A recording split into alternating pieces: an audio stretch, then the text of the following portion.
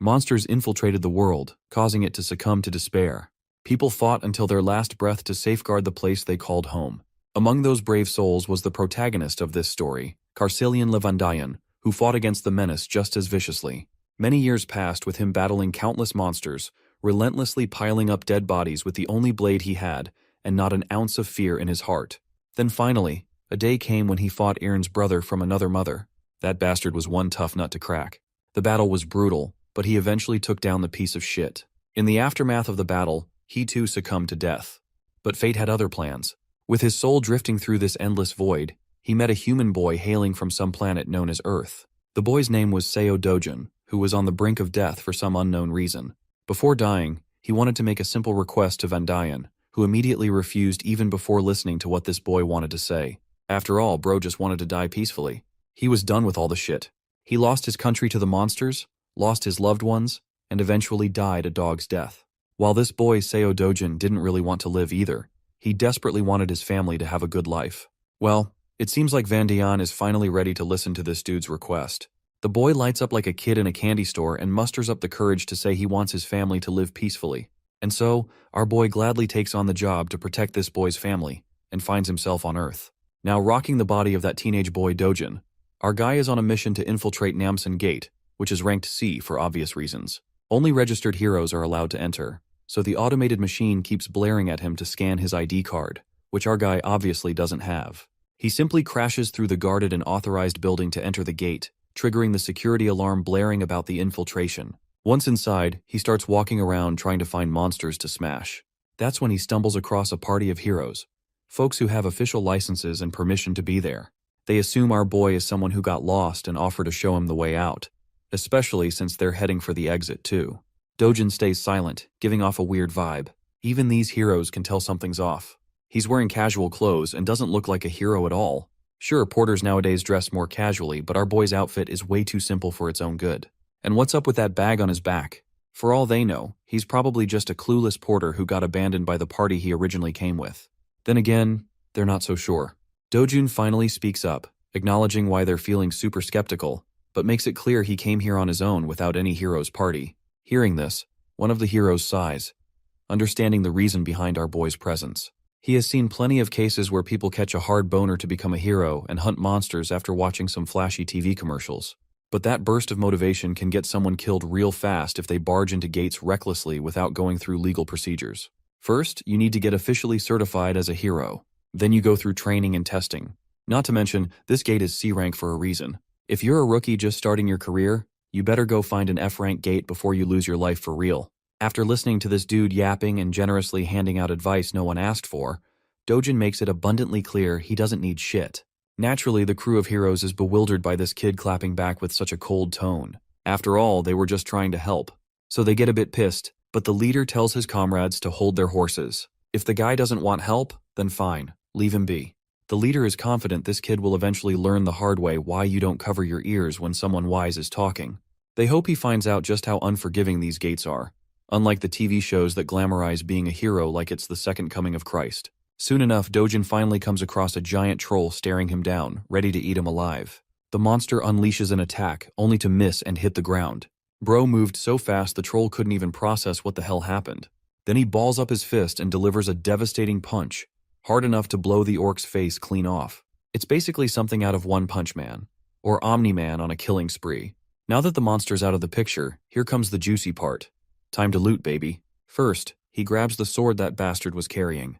Then he uses that same sword to dig further into the monster's body and extracts a shiny gemstone. It's actually a low-grade magic stone, so insignificant that Dojin never even bothered with them before in his previous life. But since he's broke right now, he's got no choice. Suddenly more monsters swarm the area, pissed after seeing their buddy decapitated. Dojin turns around and chucks the gemstone so fast it literally blows one of their heads clean off. The other two dumbasses charge in like they've got some death wish they want fulfilled. Well, Dojin's more than happy to grant it. While he's wrecking havoc, we cut back to the crew of heroes trudging through this monster-infested territory. Currently, their minds are still stuck on the encounter they had with that young man. The orange-haired woman is actually worried about Dojin's well-being, fearing he might end up dead. But the leader of the pack assures her that's highly unlikely. If he is some unauthorized guy who barged into the gate, agents from the control center will find him soon enough. Those agents on missions are always B rank or above. And since this gate is C rank, there's no way in hell he's dying here. As long as the kid steers clear of recklessly rushing at monsters, he's got no chance of losing his life. The Baldy agrees with his leader's assessment. He's pretty sure the arrogant brat must be trembling in fear, waiting for the agents to save his ass from doom. Well, the story is pretty much the opposite.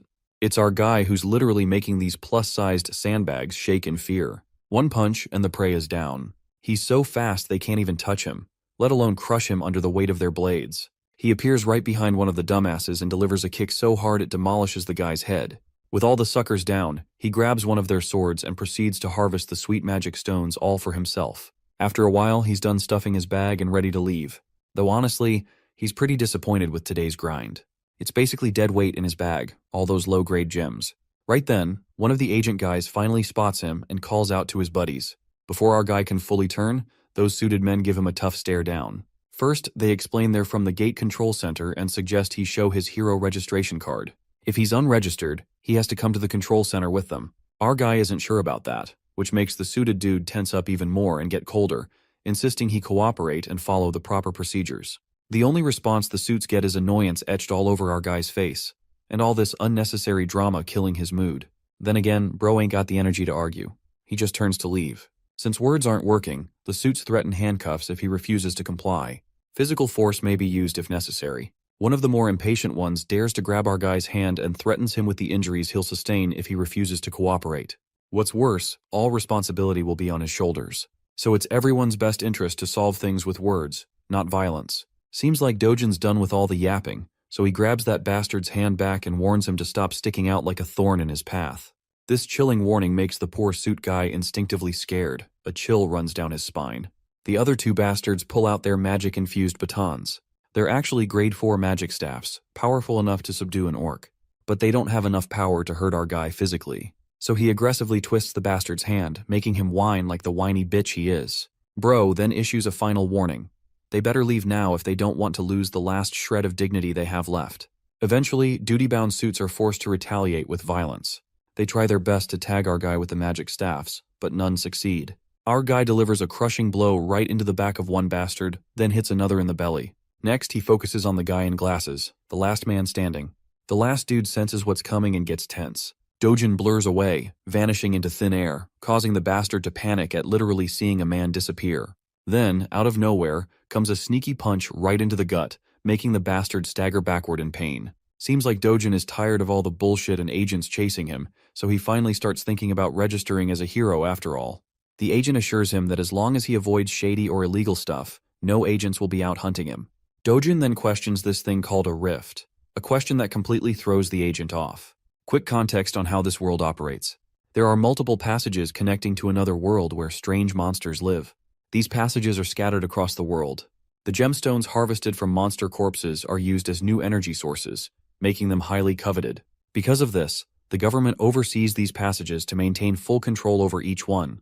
Every government-controlled and open passage for heroes is called a gate. Passages that aren't controlled or enclosed are known as rifts. Back to our boy, who finds it ridiculously annoying that these suits follow him everywhere, accusing him of trespassing no matter which gate he passes through. The poor agent explains that if an unregistered hero enters a gate without permission, the control center is automatically notified, and agents waiting nearby are dispatched immediately. Since our guy is thinking about entering a rift, the agent makes it clear these aren't as easy to access as any gate. Trespassing into a rift results in a strict punishment, no warnings, no plea deals. Dojin isn't interested in hearing any of that, so he grabs the poor guy by the face and throws him aside like a trash bag. By now, the poor agent regrets not calling headquarters. This shit's way over his pay grade. Before leaving, Dojin takes one last glance at the trash agent lying there, thinking about what a weakling this dude actually is. The weakling seems to have a fractured arm and is busy shouting threats, promising to catch our boy and put him behind bars. The scene transitions to Seoul, Gas and Digital Complex in Gyeongcheon District. This giant building is now known as the Hero Complex. Here, all trades related to magic stones or anything found in the gates go down. And nowadays, this place is busier than ever. Dojin can be seen heading toward one of the stores that deals in buying and selling magic stones.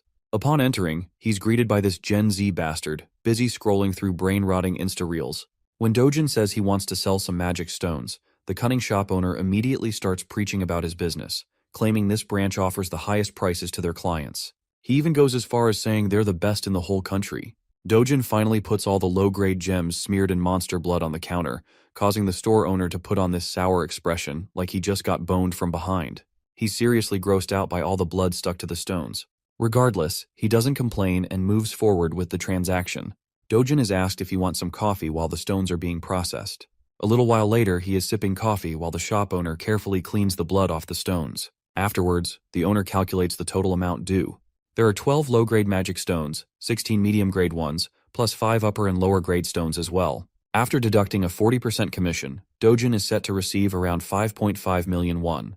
Well, our boy isn't too comfortable handing over 40% as commission. It just feels unfair because he did all the hunting and wasted his time. So how the hell does this bastard think he's entitled to nearly half the money? The shop owner proudly claims he's being generous, charging only 40%, especially since every competitor in this business charges 45% or more. He's so confident that he even offers Dojin to take his stones back if he doesn't like the price. After all, no one else will offer more, or at least that's what this bastard claims. Our guy ain't falling for that trap and starts stuffing his precious stones back into his bag. Seeing his tricks aren't working, the bastard grabs Dojin's hand before he leaves and demands compensation for the appraisal and the coffee he drank. It's 30,000 won for the appraisal plus an extra 10,000 for the coffee. Not to mention, all the blood he had to wipe off ruined his expensive towel. With everything added up, Dojin supposedly owes the guy around 350,000 won.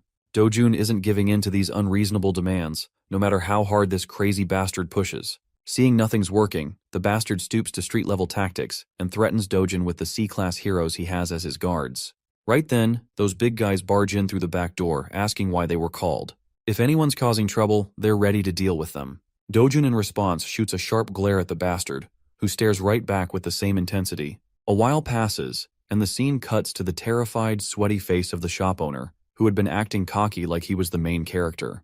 But he got a reality check when Dojin took down his 3 pigs, without breaking a sweat, making it clear who the real MC is. My guy then walks up to the counter and smoothly negotiates the commission down to 1%, no questions asked. We all know there's no arguing when someone like Dojin is staring straight into your soul like that. So the deal goes through, and Dojin walks out with a fat stack of cash for the haul he collected with his sweat, or rather, his fists. His grandma and sister are both in total awe at the huge amount of money. Grandma-pa even suspects Dojin is pulling a fast one with fake bills. But the guy quickly clears that up, saying the money came from lending cash to a friend who started a business that ended up doing really well. Grandma isn't sure if her grandson even has a friend like that. He tries to convince Grandma with another lie that it was a childhood friend. Eventually, Grandma stops asking questions, at least the big ones. Meanwhile, Dojin's sister is super proud of her big brother for making their family rich. The doting brother pats her and gives her hope about the luxury life they'll be living from now on. The little girl just jumps around happy to be rich. Watching her so happy, Dojin realizes he's actually making progress fulfilling a promise he once made. He remembers the words of the owner of the body he's possessing, whose one dying wish was for his grandma and his half-sister Yunyoung to live safe and happy lives. That poor guy disappeared right before Dojin could say anything, and when he woke up, he had become Seo Dojin. Now his only mission is to make sure this little family lives safely and comfortably. For that, he wants to buy the safest house in Korea, which currently costs 110 billion won. For him, making money won't be an issue as long as he gets his original strength back. This world shares a lot of similarities with the one he came from, the one that was destroyed. The only big difference is that rifts, gates, monsters here are all marginally weaker than the world he once saw fall. To him, who held the title of Sword God in his previous life, this place is nothing but a sandbox. So far, he's only been fighting at 1/10 of his original power. Suddenly, there's a knock on the door, and the visitor says he wants to see Seo Dojin. Bro stands up and decides to answer. As he opens the door, he finds 2 thugs standing outside. These guys are here to claim a debt Dojin owes, an insane 48 million won. Seeing this, Dojin's sure these are loan sharks. The real Seo Dojin borrowed money from before he left this world for good. Though it was supposed to be just 5 million won originally for his grandma's hospital bills, these guys are charging crazy interest to demand 10 times the original amount in no time. They know he's been making money through Gates lately, so they want him to cough up the cash since it's all documented in the contract. But the only repayment these bastards get is a jaw-busting punch right in the big guy's face. That single punch sends the poor thug flying, leaving his partner with his jaw hanging in disbelief. Our guy then gives the scrawny bastard a deadly stare to remind him that over 9 million won has already been repaid. So if you do the math, these bastards should be paying him interest. With another punch that makes the bastard cry like a bitch, Dojin tells him to tell his boss that Dojin's coming to pay a visit. The scene then cuts to the shopping mall, bustling with life. There, we see sweet little Eunyoung lighting up a kid in a teddy bear store. Dojin brought her here for a shopping spree. Today she's free to get anything she wants. You know, our boy wasn't always that soft-hearted Pookie in his previous life. It's the original Dojun's memories that revitalized his dry emotions. It makes his heart warm up to see how kindly Dojin treats Eunyoung, even though she's only his half-sister. So he wants to keep doing the same, and make sure to give all the love he can muster for this little girl. The little girl finally chooses a stuffed toy she really wants. It's a small but cute bunny. She picks it modestly, making sure she's not being extravagant. But Dojin picks a way bigger stuffed toy for her. He doesn't want her to hold back at all. It's her day, and she can pick whatever her heart desires without thinking twice about money. They both treat themselves to some good food too. As they enjoy their meals, an unfamiliar voice calls out our boy's name. It's a middle-aged woman followed by a bunch of bodyguards. This chubby MILF seems like yet another trash talker who loves to hate on our boy. First, she points out his lousy sense of dressing. Then she questions the girl sitting next to him. She's bold enough to throw a jab, saying he must have knocked someone up and had this girl, just like how his mother brought him to this world. Of course, these sharp jabs infuriate our boy beyond anything. Meanwhile, the little girl has no clue who this lady is or why she's trash-talking so casually. This MILF then promptly turns her attention to the girl and asks her name. The girl introduces herself as Lee Eunyoung, which makes this trash MILF realize she's Dojin's sister. Out of habit, the woman throws a jab at her clothes too, calling her a mess. This bitch isn't sparing her deceased mother either, and all of this is just getting on our boy's nerves real bad. But for some reason, he's holding it all in, not trying to get aggressive with her provocations. Even this MILF is pretty astonished at how Dojin is keeping his composure, not falling for her traps. So this bitch decides to go one step further. This fat piece of work is bold enough to ask a child the meaning of harlot. Well, that's the last straw.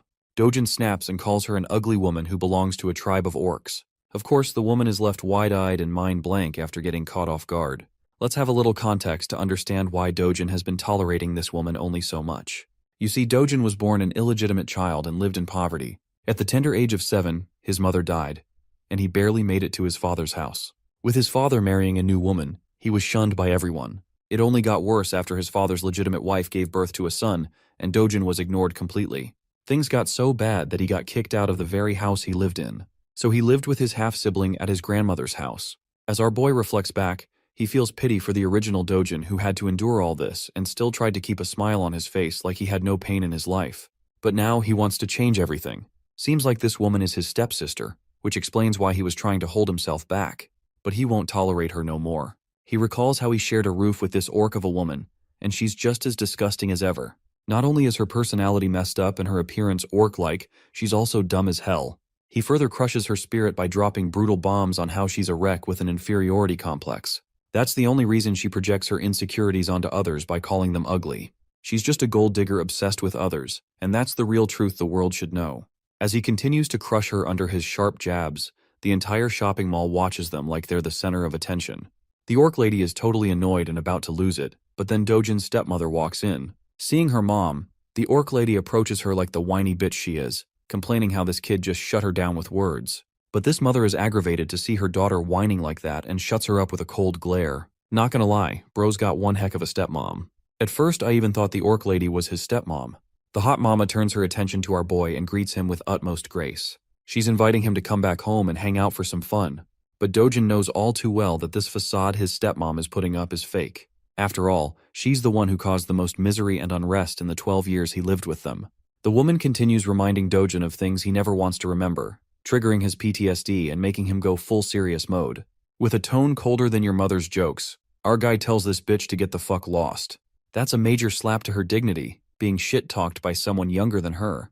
She just twirls around and leaves with the last bit of dignity she has left. For real though, she wasn't expecting him to clap back so sharply. She's left wondering if he's the same guy who would just lower his head even when she slapped him for no reason. Her bitch of a daughter follows along, with their bodyguards also following the both ladies. Honestly, these guards played the perfect role of mannequins in this ordeal. Let's shift our attention to our boy. Seems like these two girls totally ruined the time our duo was having. So our boy decides to be on his way too. The way he reacted to his stepfamily was intentional. He wanted to make one thing clear. The Seo Dojin who couldn't even speak up for himself is gone. It's high time his trash family realizes that. We then cut to a Mercedes zooming down the road. Inside the car, we see both the trash mother and daughter. The daughter is pissed at her mom for just walking out quietly instead of putting Dojin in his place. As she vents her frustration and curses our boy for the humiliation they suffered, the mother orders her manager to answer why Dojin is still alive. Well, Baldy has no clue how this dude is alive. It doesn't match the reports. The woman blares at the top of her lungs about the bullshit this man is spouting. How the heck could he be alive if they made sure the job was done and clear? The poor guy assures her he'll look into the matter again and make sure this time the job is executed properly. Meanwhile, the trash daughter has no clue what her shady mother has been plotting all along. She's rattled hearing talk about killing and dying. Eventually, the mom poses a question to her daughter, wondering if she has feelings for Dojin. This catches the fat pig off guard, making her blush and flustered. Actually, she's worried about Dojin dying because if grandpa or dad find out, they're gonna be in serious trouble. The mother grabs her daughter by the mouth hard enough and drills her to stay the hell away from her business.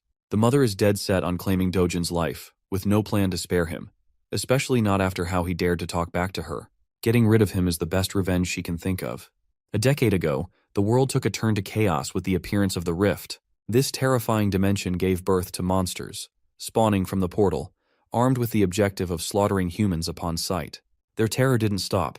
It was ceaseless, and eventually demolished the world, scarring it with destroyed cities engulfed in flames. However, just like the appearance of the dark forces, there came the emergence of the light in the form of valiant warriors called the Heroes. With their emergence, the first discovery of mana stones was made from the dead bodies of the defeated monsters. Back to the present.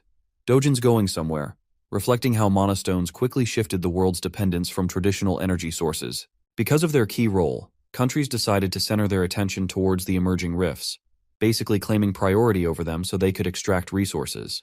With the current state of the world in motion, all of its industrialization is completely reliant on the concept of gates and the dependence of heroes.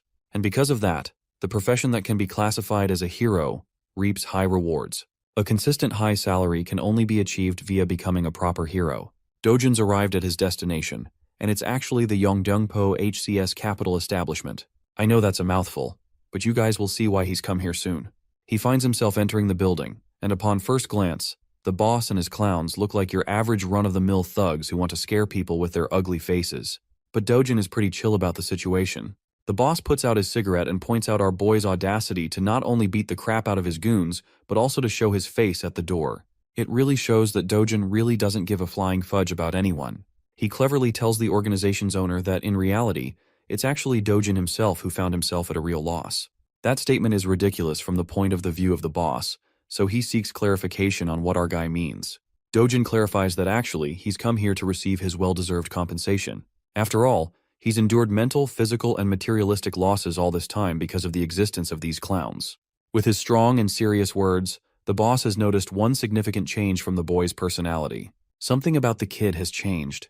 He's no longer the soft-spoken spirit or the gentle person he was. Then there's the added evidence that this same kid destroyed the lackeys he sent to his door. All things considered, the boss's leading suspicion is that Seo Dojin must have experienced a unique kind of awakening throughout his experiences in the gate. Despite knowing this, dude still decides to act arrogant and tells Dojin that his newfound confidence because of his awakening will become his own undoing. The hypocrite calls our boy for being overconfident in his abilities, and to back up his claims, he brings over a bunch of grumpy men to intimidate him. Of course, he can pack all the muscle he needs, but to the experience of the sword god, they're practically insects in comparison. The boss is talking out of his ass and states that even those awakened people end up getting killed like deadweight and low-class heroes in the end. The funniest part? Bro is under the assumption that Seo Dojin is nothing beyond the level of a D-class hero, and that his organization can easily stomp on someone as weak as that. Meanwhile, Dojin is just chilling on the sofa in the background while 5 guys are staring him down. Without showing even a hint of amusement, he orders the boss to sit the heck back down. The boss is astonished to hear him continue to speak in his previous tone, while Dojin emphasizes with a serious face that he's not done talking. Hearing him say something like that, one of the guys decides to get his balls tripped up and challenges Dojin. Amusingly enough, our boy happily takes off his glasses, adding more to his confusion. And then he hammers a Mike Tyson ballistic universal machine gun rocket punch 9000 in his damn face. The dude is sent flying from the impact while his friends are at a loss for words. But that's not all, because the beating is shared among the group as Dojin knocks down another one.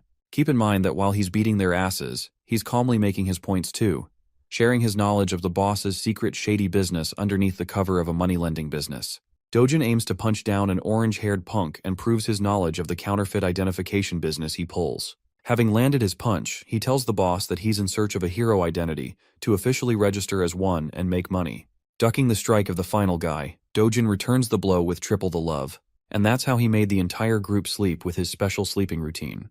Works 100% of the time.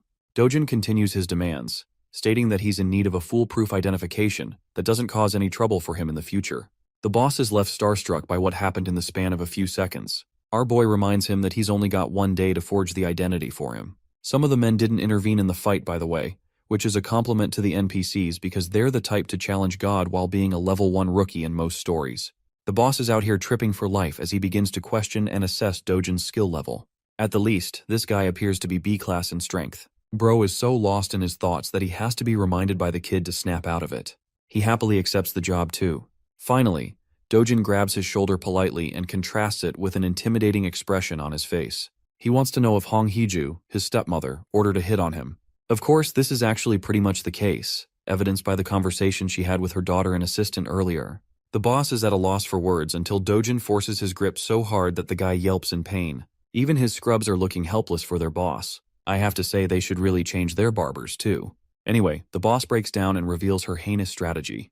This cruel scheming woman actually wanted to suck the life out of Dojin's bank account, forcing him to so much financial instability that he doesn't have any other way but to take his own life to escape from it.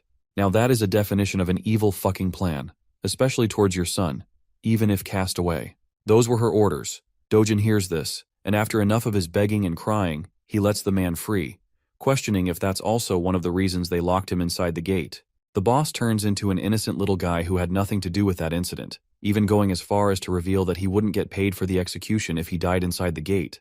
That's probably one plausible reason why he couldn't have done something like that, and it already has Dojin thinking. He utters the words Kang Cholwoo, which is actually the name of the guy who brought him to the gate in the first place. Effectively, Dojin wants to know every last piece of information of the guy until tomorrow.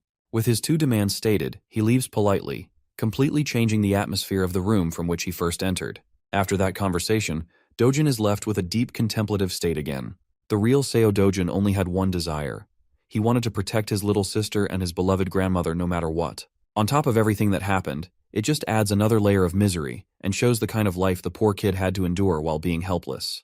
But not to worry, because the sword god is ready to do what he must in order to set the record straight. The following day, guess what? Our boy's officially registered. And he's also got a B rank rating, which is convenient, unlike all the other stories where the main character just has to be at the lowest possible rank for style points. Tapping the card on the machine, he proves the card's legitimacy because it recognizes his identity into the system. However, it warns him that the rank is still lower than the dangerous quest he's about to take. This is actually pretty annoying to our boy, who thinks that maybe he should have peeved the bastard to assign him a higher rank so that he couldn't run into these problems. Despite the system's repetitive warnings not to enter the gate far above his level, Dojin doesn't give a damn and goes anyway. Let's talk about the specifics of the Night Island gate. It's actually just a B-rank gate, but the logic doesn't mean a B-rank hunter can survive it. Heroes are always recommended a class higher than the gate rank for mission safety. Anyway, the scale of the dungeon is considered rank D, which means it's spread out and will be difficult for solo hunting. The good thing, however, is that it's in the form of tunnels, which means to some capacity, solo hunting won't be that hard for him this time. Because of the gate's scale, it is highly recommended that an A-rank hero take on the task. But the words risk and danger don't exist in our boy's dictionary. If anything, the worst that could happen is that he'll have to face off against an entire fleet of monsters in a narrow tunnel with little to no room. Dojin smiles at his first opponent, which is a giant serpent with a chaotic purple aura. For most heroes, this would be a sign of terror, but for him this is a sign of good luck as he prepares his gauntlets to get the battle started. Oh, and by the way, the serpent has a bunch of its friends too, and their tongues remind me of the Alien movie. Anyway, they do their best to attack, but it's pointless because our boy is such a killing machine that he snatches and collects the mana stones like the monsters never even existed. The Black Killing Viper is a class of monster that is known for its hyperactive paralysis poison that can knock anyone down even with the slightest contact. With that in consideration, Dojin charges to propel himself at bullet speed and launches full swing. In a short span of time, he's about to slice and dice the creature all over its body, splashing blood until he severs the monster in half. With the creature defeated, Dojin notices his equipment. The gloves he purchased are ensuring the poison doesn't get in contact with him, and for the price of 300,000 won, they're holding their ground. Returning to the hunting session, Dojin turns his attention to 4 more of these ugly limbless lizards and begins blasting right through their heads with his powerful speed. More and more blood splashes out until the vipers are sent to the afterlife. Dojin stands there, busy searching for a bunch of magic stones by clawing from the monster's flesh. To his disappointment, there isn't any magic stone around. But this is according to the rules of the previous or the original world, and in that, these monsters only have a drop rate of 3% for mana stones. This means that he's got to hunt down at least hundreds of them for good loot. Walking his way along, he discovers Mr. Bonehead. You might be thinking it's the boss, but Dojin's got a different opinion, and as he asks the oversized serpent if he's the boss monster, because definitely the snake will answer like a good friend. Anyway, Dojin thinks it's a good thing this big guy appeared because he won't have to worry about getting lost anymore. Spiraling into an immediate strike, he plans to end the battle quickly to return home. But then, an unexpected thing happens. Despite having successfully landed a brute strike, his punch doesn't have any effect on the creature. Bro just gave him a tattoo on the head instead. While he's in the air and unable to dodge, the creature bashes him into the wall with its tail. Dojin sits there having crash-landed. It probably gave him a reality check about the boss monster's strength, I think. The creature whips out its poisonous fangs and hisses at him like the average girlfriend when she's hungry. The creature attempts to bite him down, but luckily he evades the attempt. Using the momentum of his evasive maneuver, he bolts right back into motion with a powerful punch that connects with the creature's body and leaves more cracks against its hard shell. From this second attack, one thing has been made clear to him. The boss monster has an unusually tough exterior, making it a greater challenge than the rest of the vipers he disposed of. The shell is so powerful at his current level that he can't penetrate with one strike alone. This reverses the situation on him, making him question if he should aim for a different battle strategy. At his original strength, the sword god would mop the ever-living floor with this beast. But then suddenly he notices something.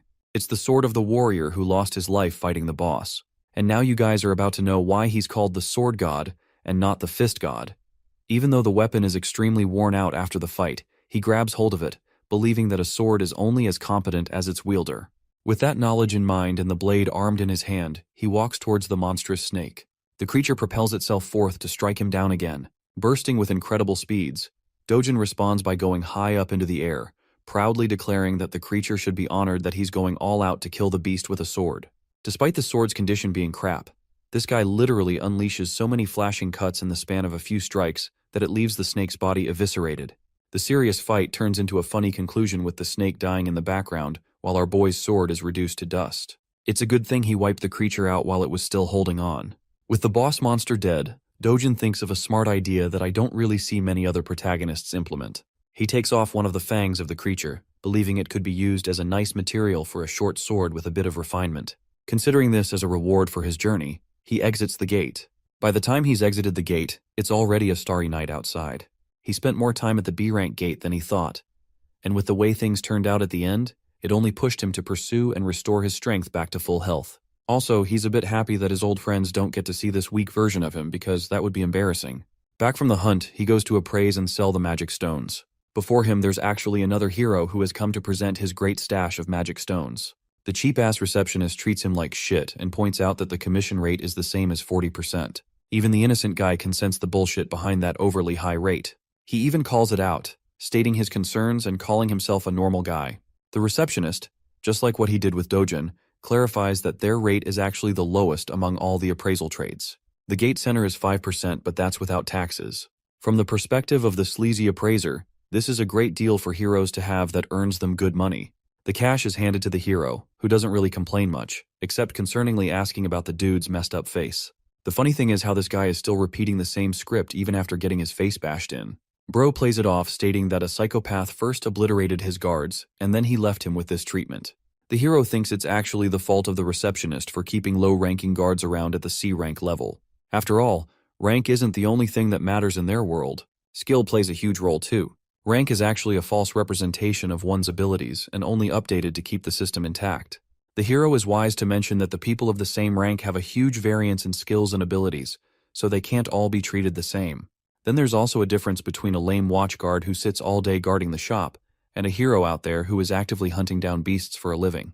Even though this guy is actually giving him some solid advice, the joker of a receptionist just wants him to stop yapping and leave already, which he does, offering to help the little dude out if he ever needs something.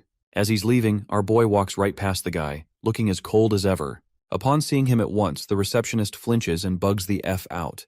He points at Dojin, shouting that this is the psychopath that made a mess out of him. Turning back to face them both, the hero is actually pretty impressed. He notices our boy's lean physique for his height. Still, the fact that he made a mess of the guards here spirals the man to gear up for a fight, questioning if he's the troublemaker. The one thing I like about this guy is that he isn't offended for petty reasons. He actually believes that Dojin is misusing his powers as a hero by bullying civilians in his normal life. Of course, it couldn't be further from the truth since he only knows one side of the story, but it's still quite interesting to see realistic characters. The receptionist is enjoying the scene, knowing that this guy is actually a 7-year-old veteran hero. If something happens to him here, the guy has plenty of connections he can abuse by giving them Dojin's name. Without really giving a damn about who he is, our boy turns back and simply tells the boomer to piss off. This only spirals the guy into being provoked, because all of a sudden now it's really looking like he's being an asshole. Dojin asks if the guy is looking to exact revenge on him. Hearing those words, the veteran hero is provoked. However, being the responsible hero that he is, and from the experience he has, he knows that it is unwise to take battles against other heroes as it almost always results in deaths. It's actually an even higher rate of death than a fight against monsters. Recalling that fact, Bro literally chills out and turns his back, leaving the receptionist at a loss for words. Dojin turns to the sleazy appraiser and asks if he's got a problem he's looking to address. Before the guy could answer, he tossed a bag full of magic stones to appraise and convert into money. These precious shiny babies are all high-grade magic stones, which really begs the question on who this guy really is from the perspective of the receptionist. Calculating the amount winds up to be a total of 150 million won. It seems like a lot at first glance, but to Dojin, it's far too little for a day's worth of hunting. He asks for the cash, but the receptionist reminds him of the commission rate they have to calculate beforehand, which obviously draws a scary look from our boy. Remembering that the rate is only 1% in their little deal, he cools down and tells the guy to wind up the rest of the amount to him. Now, inside the mind of the hilarious appraiser, he wants to beat the shit out of the guy for having so much audacity, but it's only in his imagination that he can do that. Speaking of which, the receptionist expresses that there has to be approval from upper management for an amount this huge. Without wasting another breath, Dojin demands that he get the approval right this instance. So the guy quickly phones his boss, whispering the details of their situation. But before he can smoothly wind up a deal, Dojin snatches the phone and directly tells the boss to hurry up with the payment. The boss is okay with doing so, but he just wants the phone to be handed back to the employee. Returning it with pleasure, Dojin accidentally, or should I say intentionally, smashes the phone into the wall. The employee is shivering at the sight of his smashed device, as Dojin instructs him to quickly prepare the money now that things are cleared up. And that's how the receptionist prepared numerous bags full of cash for the transaction. By the end, the guy is left devastated at being forced in such a way. Maybe you guys feel pity for him, but remember, he continues to scam nearly half the amount that ordinary heroes earn after risking their lives. He's a scumbag. 10 minutes passed and the boss quickly found himself at his store, enraged at why his employee wasn't picking up the phone. The hilarious part is that the receptionist throws in the towel and embraces an immediate resignation. The boss then sees the guy's phone smashed into the wall, giving him a good idea of what went down. Seeing this, he pulls out his phone to call Juyeon, requesting that she come here at once. Juyeon appears to be a famous young woman donning beautiful purplish-pink hair. She's so recognizable in public that people are celebrating her name as Hyun Juyeon and treating her like a celebrity. Not to mention that she looks dope as hell with that outfit. She arrives at the store and stuns the receptionist with her presence, giving him a nice greeting with a smile. There's a big reason why everyone's making a big fuss about her. She's the country's 4th S-rank hero in the lineup, nothing short of amazing. People have sprouted rumors that she's the niece of the boss, but then it makes him question what she's doing here. Confirming the claims, Juyeon expresses that she was called here on behalf of her uncle's request to take care of a reckless hero. Intrigued about the situation, the stylish S-ranker sits down, ready to hear what's going on. In the next scene, we can find our boy with his absolutely ripped body meditating out in the sun. It's true that he's been hunting for a whole day, and yet the rewards he reaped from it weren't amazing at all. With the way things are going, he's worried about the future. First and foremostly, he needs to get to a level where he can clear S-rank gates on his own. That means he has to train to restore his original strength. You heard that right, boys. It's training arc time. Dojin's biggest challenge in this current life is that unlike the previous world, the mana density of this one is thin. That means that even if he does his best to gather mana with his current rate, it will take 3 years at the minimum to come close to his original strength. Even more if things get rough. On the bright side, he could aim for better equipment for battle. But the issue is, even the most terrible equipment easily runs for hundreds of millions, so that would be wasting money. Suddenly, a chill runs down his spine as he senses the presence of someone dangerous. Fixating his sight on Yunyang, he grabs the little girl at full speed and demands that everyone go inside quickly. Back inside, he shuts the room down while his grandma eagerly questions what's going on. The entire structure shakes with a loud quake, making his grandmother flinch and question in terror if they're having an earthquake. Little Yunyang is in a state of panic, but the truth is something only our boy knows. This isn't just an earthquake, it's something else. Dojin senses the sharp and violent energy outside.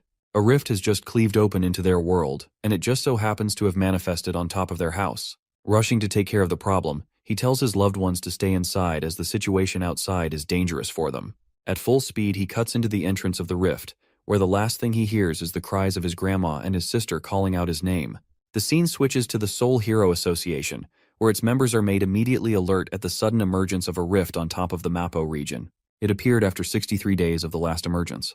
Realizing that the White Lion Guild is the closest to Mapo, the manager wants his staff to contact the guild at once and alert the nearby heroes to join in to control the situation. Upon closer inspection of the rift's exact location, he discovers that the rift appeared on top of a residential home. This is a tricky situation even for them, because if on the off chance a civilian enters the rift, they're practically guaranteed their demise. Not to mention that the rift won't allow anyone else to enter after that. And if the person inside dies, it will send out a wave of crashing monsters in 10 days' time, causing chaos and destruction for the people living in the region. The monster wave would become so uncontrollable that Soul's safety will be fully jeopardized. The manager is curious about the person who interacted and entered the rift. Turns out that they know Seo Dojin has taken action as he's the resident of the home. According to his grandma, he entered the rift to protect his family. From this information, they are under the impression that he's not a hero.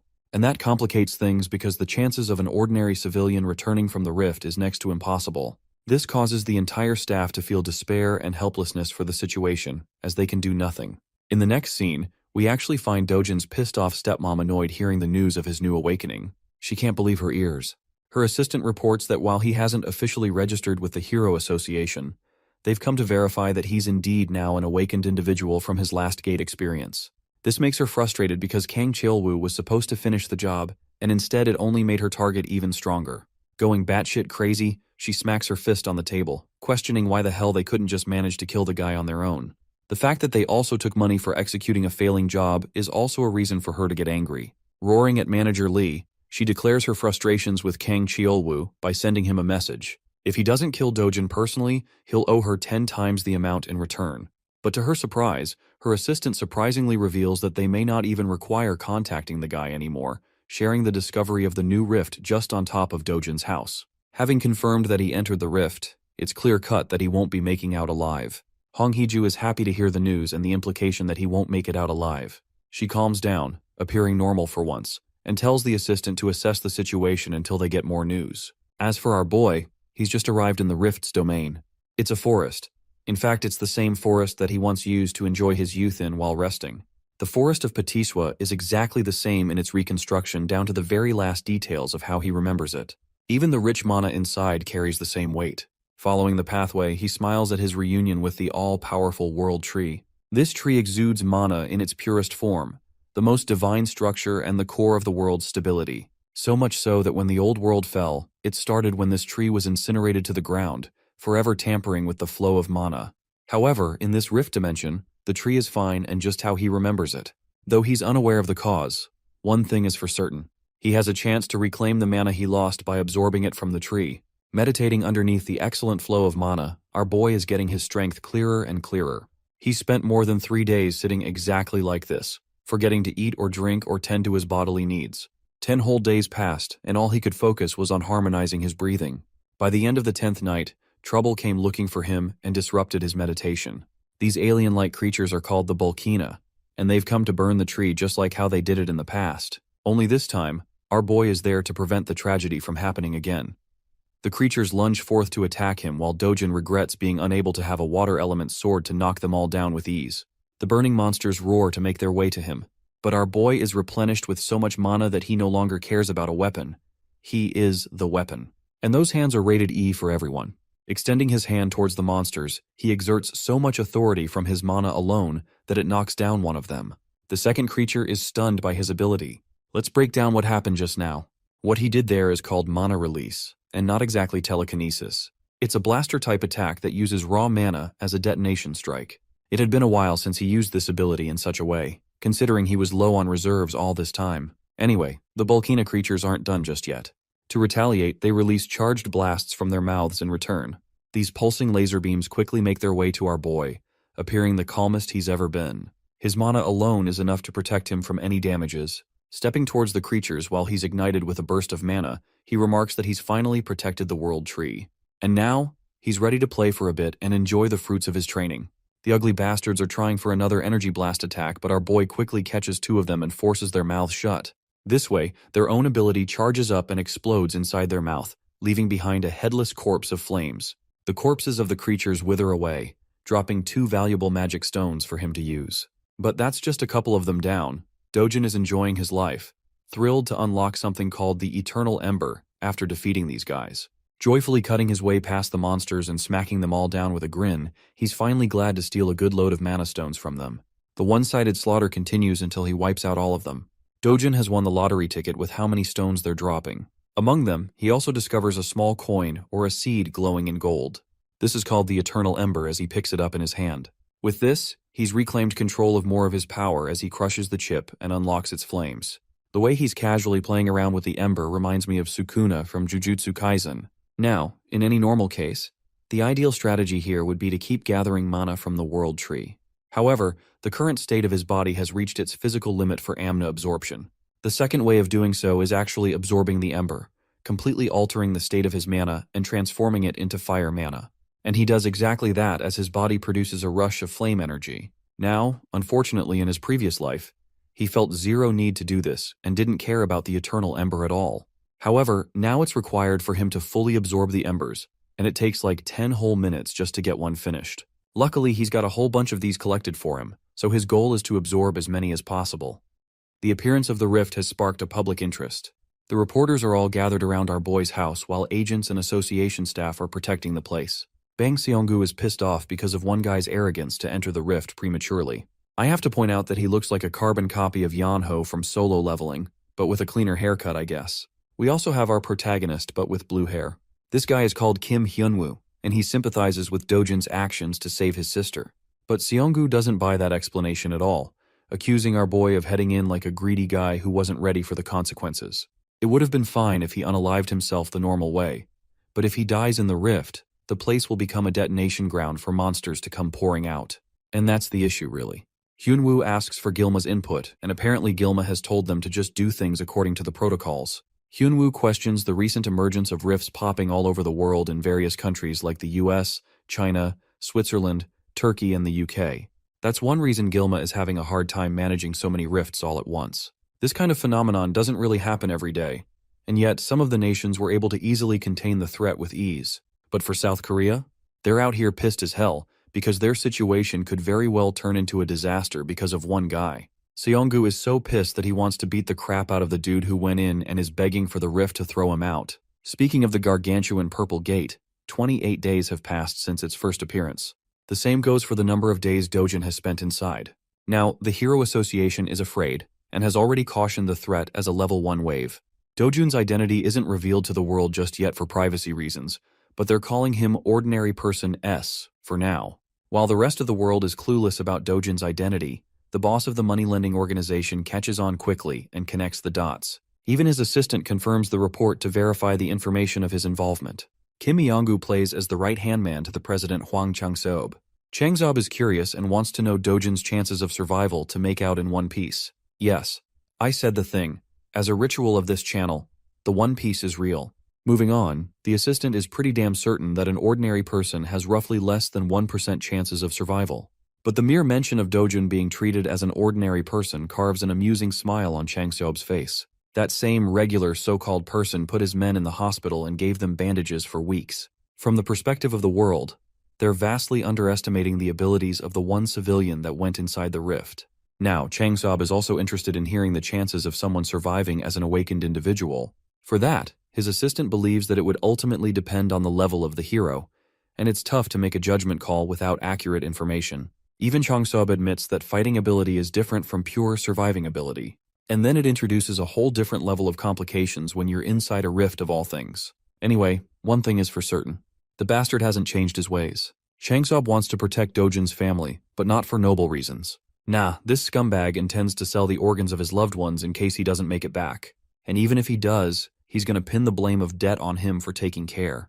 This guy's the embodiment of a leech. The scene transitions to the mesmerizing world tree. Here, our boy is going full speed into his training arc as his body is now thriving with flame mana. He doesn't even know how much time has passed, but he's been grinding by absorbing hundreds of the firestones.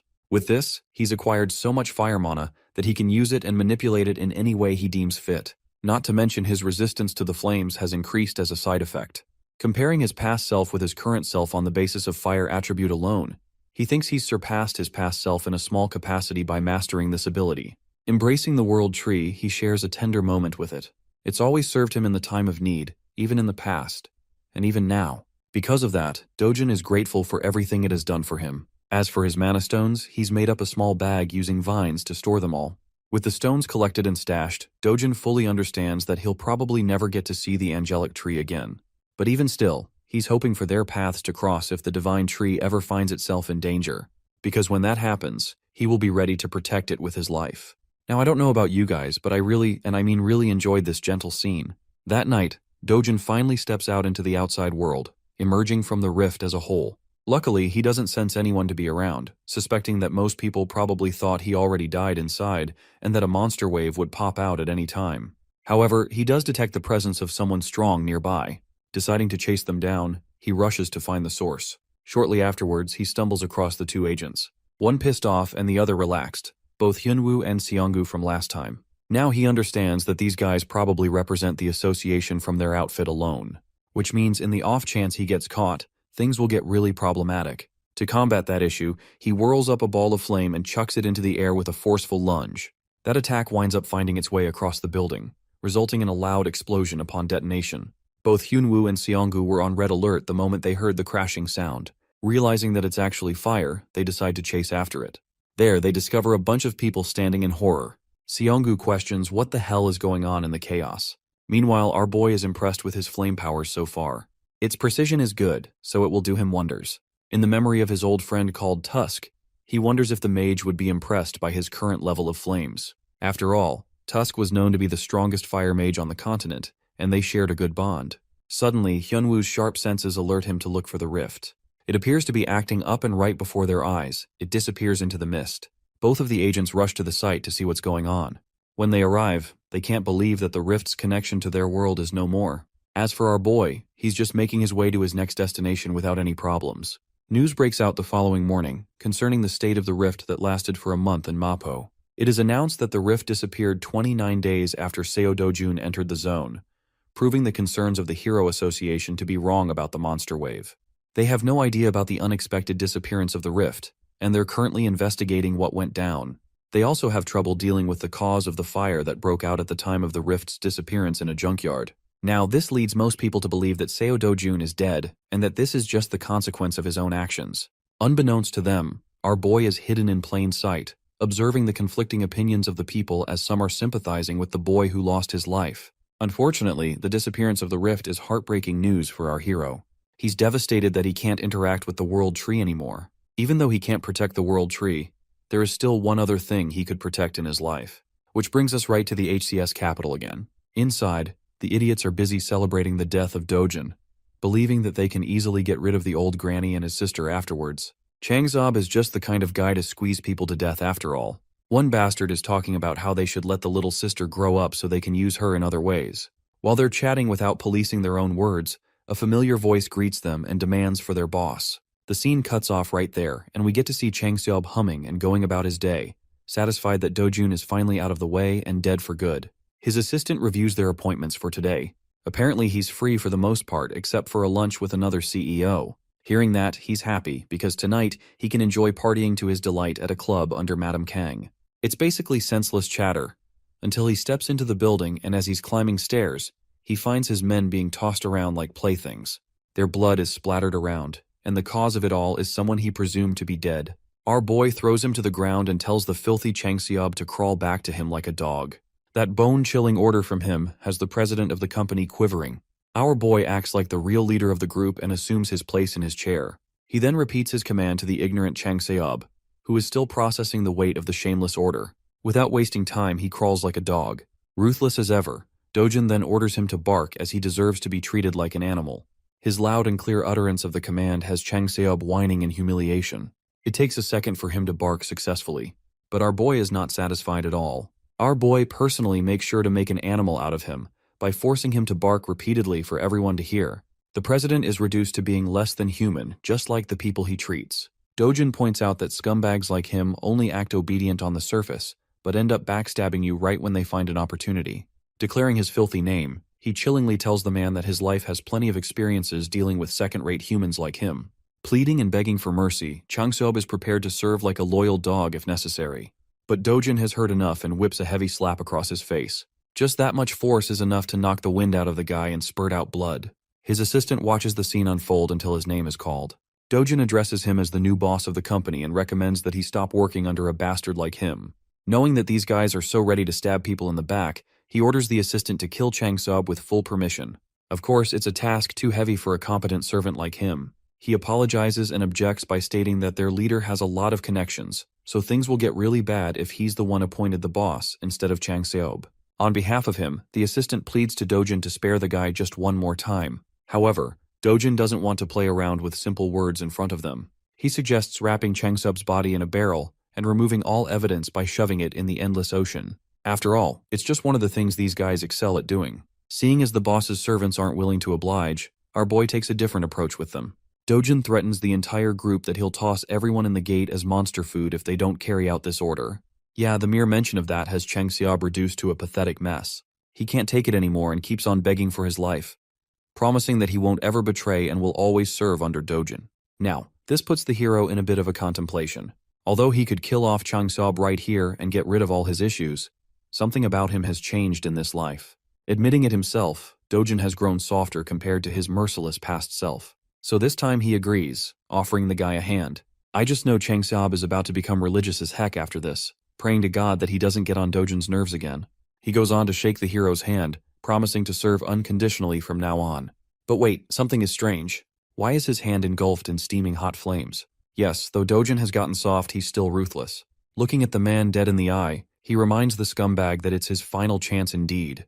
Dojin then proceeds to rip his hand off clean, reducing it to a charred paste.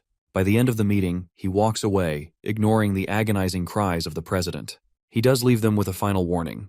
If even a single one of them tries to get in the way of his family again, Dojin will personally ensure their deaths. As for their new job, they are forever deemed responsible to protect his family for the rest of their lives. Now that's how you handle traitors. Officially speaking, the man known as Seo Dojun was just a blip in existence that vanished along with the rift. In reality, he's actually dining in the local McDonald's. The government, Hero Association, and all kinds of media outlets quickly moved past him like yesterday's news. They all treated the civilian who entered the rift as a dead man. Even if he came out and told the world that he was alive, no one would buy it. Furthermore, surfacing after a solo rift mission would only bring headaches and trouble his way.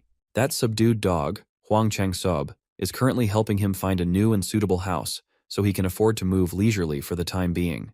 Dojin finally got the chance to feed his sister some delicious fast food. He also informed her of their plan to move out to a better neighborhood, and she could not be any happier. She can now go to kindergarten like kids her age and enter elementary school the next year. When the topic of school came up, little Yunyang's mood took a turn for the worse. Dojin was alarmed. He is used to slaughtering abominable beasts, but coddling a kid is not in his arsenal.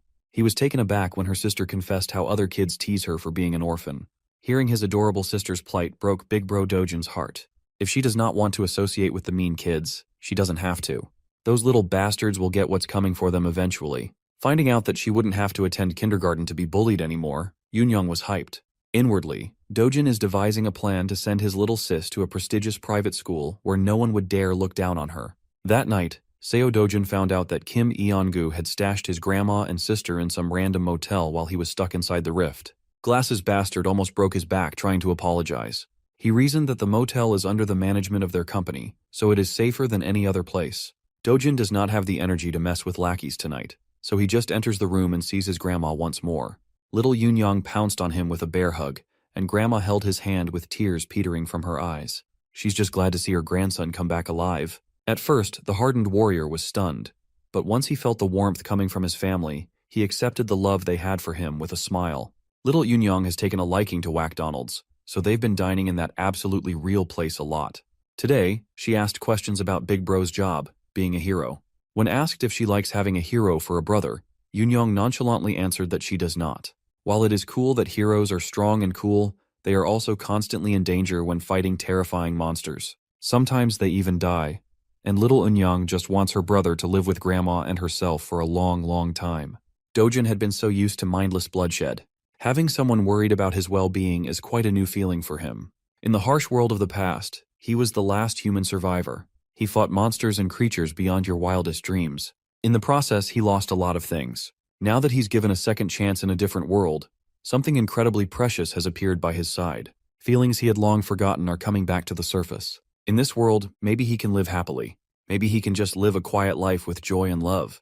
While he was feeling fuzzy and warm on the inside, Korea's Hero Association was in shambles. Na Tae-hwang, founder of the Korea Hero Association and director of the World Hero Federation, has been stressing over the recent rift incident, or the lack thereof. Their best people have investigated the site, but no new information has been found. Feeling clueless about the state of his territory is frustrating the founder. It's not far-fetched to believe that a spontaneously disappearing rift can potentially reappear at any time. His assistant tried to agree with his worries. She thought it would have been better if a wave had occurred. At least they would not have to worry about unknown variables. Director Taewon cuts her words off before he gets angrier. While he is worried about uncertainties, he thinks it is fortunate that no one was harmed. Na Tae-hwang is one of the top 100 respected and strongest heroes in the world. It is widely speculated that he would easily be elected with the most votes in history if he ran for president. His words and influence could easily topple domestic conglomerates if he wanted to. Thankfully, his interests lie in neither the power of a nation's leader nor the wealth of a conglomerate. The only thing he cares about is the safety of his people. In other words, he's a real one. Even if it takes time, he wants a more thorough investigation covering the rift's perimeter.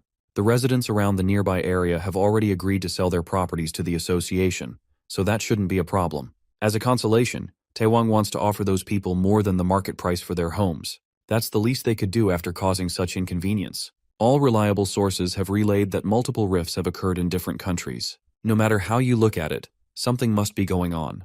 The United States and China have already entered the control stages of their rifts. Among major nations, the United Kingdom is facing the biggest problem. While reliable and veteran heroes have been dispatched to clear the other rifts, the United Kingdom's squad was simply doo-doo garbage. Speaking of them, the month-long mission to get rid of the UK rift has finally crumbled in a glaring defeat. The UK rift wave occurrence has officially begun. The city and its people are going about their day like they normally would. Amongst the crowd was Seo Dojin, blending in with the pedestrians. Today, his destination is his favorite shop in the hero complex. When he entered the door, the dude manning the counter gave him a greeting by instinct, but choked upon seeing his face. Every strand of hair in his body stood in terror upon seeing the black-haired young man. Today, his manager is in the store, so he won't have to deal with this sadistic customer alone. The manager promptly closed the paper he was reading and lifted his gaze. His voice was controlled but was tinted with anger. This is the guy who's been forcing his pushover cashier into buying low-grade crystals. Dojin lazily removed his backpack and tossed the whole thing on the ground. It's actually good that the manager is here, so the sale of his magic crystals would proceed faster. Mr. Manager expected another batch of low-grade crystals to spill on the floor. He's not interested in such small-time business. Dojun does not like being turned away when all he wants is fair trade. The manager or any other sane business owner cannot afford to accept just a 1% fee. It would be better if the young man just left. Dojun asserted that refusing to do business with him would be a massive mistake that Mr. Manager would regret. The manager continued shooing the young man away, not even bothering to look at the bag. This is the last warning he will give before things go down. In response, Dojin kicked the backpack down, spilling its contents on the tiles. Being experienced crystal traders, both the cashier and the manager immediately recognized the properties of those rocks. That crude bag was actually filled with Hero's magic crystals, a legendary treasure that money cannot buy. Dojin has a rough idea of how much these things are worth. He knows he's holding premium stuff. You see, the Hero's magic crystal was used by an infamous Mexican drug lord, Korzeman, in New Age drug manufacturing. One night, a laboratory accident changed the course of his life and the world's perspective on such a little rock. The Hero's magic crystal caused Korzeman to awaken as a powerful hero. Since then, the crystal has become a priceless item for hero awakenings and mana enhancement. Such an incredibly rare energy source can be classified as an ultra-high-end product. As a power move, Dojin ordered the schmucks to pack their stuff back up, and he left. Mr. Manager quickly changed his dismissive and arrogant tone into a welcoming one. He even escorted the young man to their VIP seats and offered some drinks while his cashier polished the crystals. Dojin liked reversing the situation in its head. One second he was being driven away. The next, he was sipping on some iced beverage. His opening demand was full price with a 0.5% commission. As soon as the manager expressed a sign of balking, he threatened to pull the deal. In prior trades, Dojin agreed to 1%. Now he's lowering that already abysmal rate even lower. Frankly, he's just doing that out of annoyance. In response, the manager lowered his head and tried to give the sincerest apology he could muster. Well, Dojin is tired of hearing empty apologies. They can either accept his rate or he'll take his business elsewhere. It's that simple. At the counter, the cashier is inwardly cursing Dojin for being such a rude prick. Seeing that his acting wouldn't convince the kid to give him a bigger cut, the manager locked in and gave a lengthy lecture about magic crystal markets and pricing. Dojin doesn't have time to listen to such long-winded yapping, though. He finished his drink and got up from his seat, making the manager panic. Feeling the deal of a lifetime slipping away from his fingers, the manager offered a 9% commission. It did not work, so he proposed 8%. This continued from 8 to 7, 6, and 5. In this range, his shop won't be making any profit at all.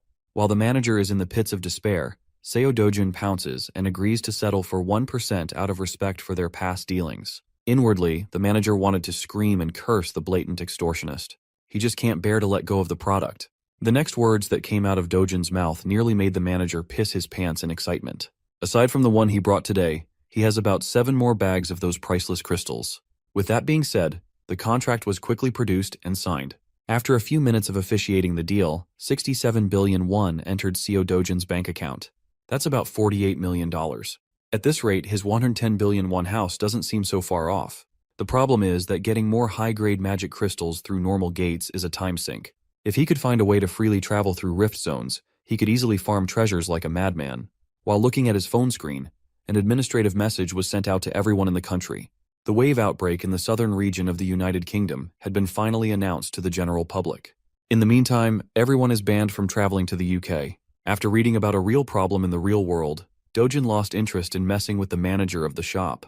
In the past, no matter the country or which association was involved, he might have intervened to seal the rift himself. But he's not that guy anymore. He has more fulfilling matters to attend to. Tonight, dinner is on Dojin, and they are getting expensive meat. Little Yunyong's mouth watered at the sight of pork and beef marbling over the grill.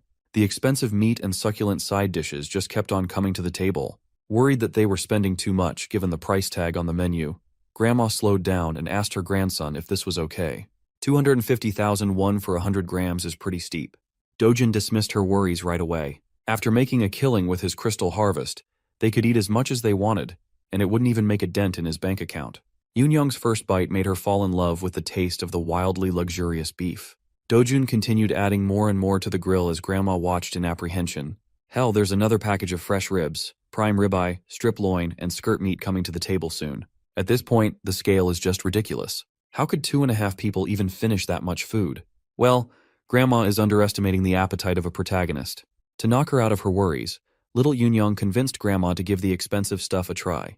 Unable to refuse the offer of her sweet girl, Grandma caved. One bite of that expensive meat was all it took for all her worries to dissipate into nothing. Afterward, the happy family enjoyed their extravagant dinner filled with smiles and laughter. Unbeknownst to Dojin, an attention-grabbing young woman just entered the restaurant. The necks of the other guests almost broke wherever she passed by. The woman made a beeline towards Seo Dojun and decisively called his attention. She just wanted to talk with him for a moment. Nothing more, nothing less. Before she could elaborate on her reason, Dojun cut her off for interrupting his family's dinner. If she wants to say something to him, she should come back when the fricking meal is over. Hyun Ju-yeon pulled out the name card, hoping that the young man would change his tone upon her name. Much to his dismay, Dojun just kept on grilling and eating meat, disregarding her presence altogether. And so, the renowned S-rank hunter swallowed her pride and patiently sat in the restaurant's waiting room. With a star like her sitting within normal people's vicinity, she naturally became the center of attention. Men and women kept stealing glances at the woman standing at the pinnacle of heroism. She's not only fourth in the national rankings for S-class heroes, but most people would also even place her within the top 10 most beautiful heroes in the world list. Every civilian around was asking the same thing in their minds. Who the hell is making Hyun Ju-yeon wait? Ignoring the blatant whispers around her, Ju-yeon recalled the brief interaction she had just a few minutes ago. As far as she knows, Seo Dojun entered his first gate 2 months ago. He made it out alive and is now under suspicion of becoming awakened. He was widely believed to have died in the recent Mapo Rift incident, but here he is, alive and eating with his family. Aside from all the details that don't seem to make sense, a single sharp look from the young man had an S-ranker like Juyeon on edge. A newly awakened guy cannot possibly reach S-rank in under 2 months, right? Even the oil tycoon Kafmore, who spent his wealth on magic stones, took about 5 months to reach the peak. Rationalizing what she felt, Juyeon reckoned that Dojin must have some kind of unknown special ability. Finally, Dojin, Grandma, and little Eunyoung have filled out with their bellies full and their mood lifted. Near the exit, Juyeon walked over to finally have a conversation with the mysterious young man. Before she could open her mouth to speak, another party sauntered into the restaurant with an air of superiority. Dojin's eyes turned sharper than usual at the sight of the man. This skeevy-looking bastard did not expect to see Seo Dojin alive and kicking after their excursion in one of the deadly gates, the lunatic Kang Chilwoo. He's actually quite amused by Dojin's cockroach-like resilience. Even Juyeon seemed to recognize the troublemaker in a single glance. In the middle of the restaurant, tensions rose as silence filled the air. Dojin chose to ignore the bastard's shallow insults and called Juyeon over. Cheolwoo was taken aback to see an S-rank hero speaking with the cockroach. Dojin requested that she take care of his family for a little bit. All she has to do is flag a taxi so they can ride away and go home. It would be more convenient if they were far away while he collects an overdue debt with a mongrel. Thankfully, Hyun Juyeon is a very reasonable young woman. She did what Dojin asked and assured Grandma and the little girl that everything would be fine. She waved at them goodbye, but their concern was evident. Juyeon awkwardly stood there as the taxi departed. As soon as they sped away from the restaurant, a resounding and crisp sound of slapping echoed inside the establishment. With his loved ones out of the picture, Dojin can finally drop the PG act and slap a bitch. He moved so fast that Cheolwoo did not even see his swing. He only felt the stinging pain in his cheek. Embarrassed by such a humiliating attack, Cheolwoo gritted his teeth and charged forth to retaliate. One of the servers tried to break the fight up, fearful that the Awakeners might destroy the whole restaurant if the conflict escalated further. Her reasonable request was met with unreasonable violence. Fortunately, she wasn't harmed too badly. Seo Dojun calmly told everyone to get out and clear the room for their safety. Cheolwoo is really easy to trigger. He's a muscle-brained idiot who can't even think of good trash talk. For that, he was punished with another strike to the face. He was completely caught off guard, feeling a knuckle make contact with his head. Kang Cheolwoo is the bastard who locked the original Seo Dojin in a gate, leaving him for dead. Even though he was not the one personally slighted, our MC still harbors a deep resentment for this fuckface, and he wants to talk. Cheolwoo, the goblin-looking goon, snickered as he brought up how that evil stepmother of Dojin's made the whole thing happen. Seeing that extracting info from this idiot was a lot easier than he thought, Dojin pulled his phone out and pressed the record button on the video app. He just needs a clear and concise recording of the confession, and his life will be a lot simpler in the future. Once again, Cheolwoo was insulted by his nonchalance. He gathered power in his fist, called Dojin's mother a whore, and attacked with unmatched intensity. He intends to finish the job that he failed. He wants to kill Seo Dojin once and for all. Unfortunately for the big goon, his primitive attacks are no match against the expert manipulation of Chi. Dojin met the violent punch with a soft touch and sent the enemy's fist flying as though it just hit an impenetrable bouncy barrier. Kang Cheolwoo had never experienced something like this before. Normally, he would just brute force his way through anything and everything to kill. Now it seems like he's going up against someone far beyond what he can comprehend with his tiny little pea brain. Suddenly, he was pushed off his feet. Dojin followed his body's trajectory like a hunter playing with his prey. Sounds of fists cracking a skull echoed throughout the restaurant as the server from earlier tried her hardest to dial the police. Before she could press the call button, a dainty hand pulled the phone away. With a bright smile, Hyun Juyeon assured the server that she would take care of everything, so there was no need to involve the authorities. The server was just glad to see a comforting face in the middle of her breakdown. Slaps, scratches, and punches landed throughout Kang Cheolwoo's body, not giving him any chance to catch his breath. As far as Juyeon knows, this lowlife is a B-rank hero. With that rank, there are not many people who could beat him up so helplessly.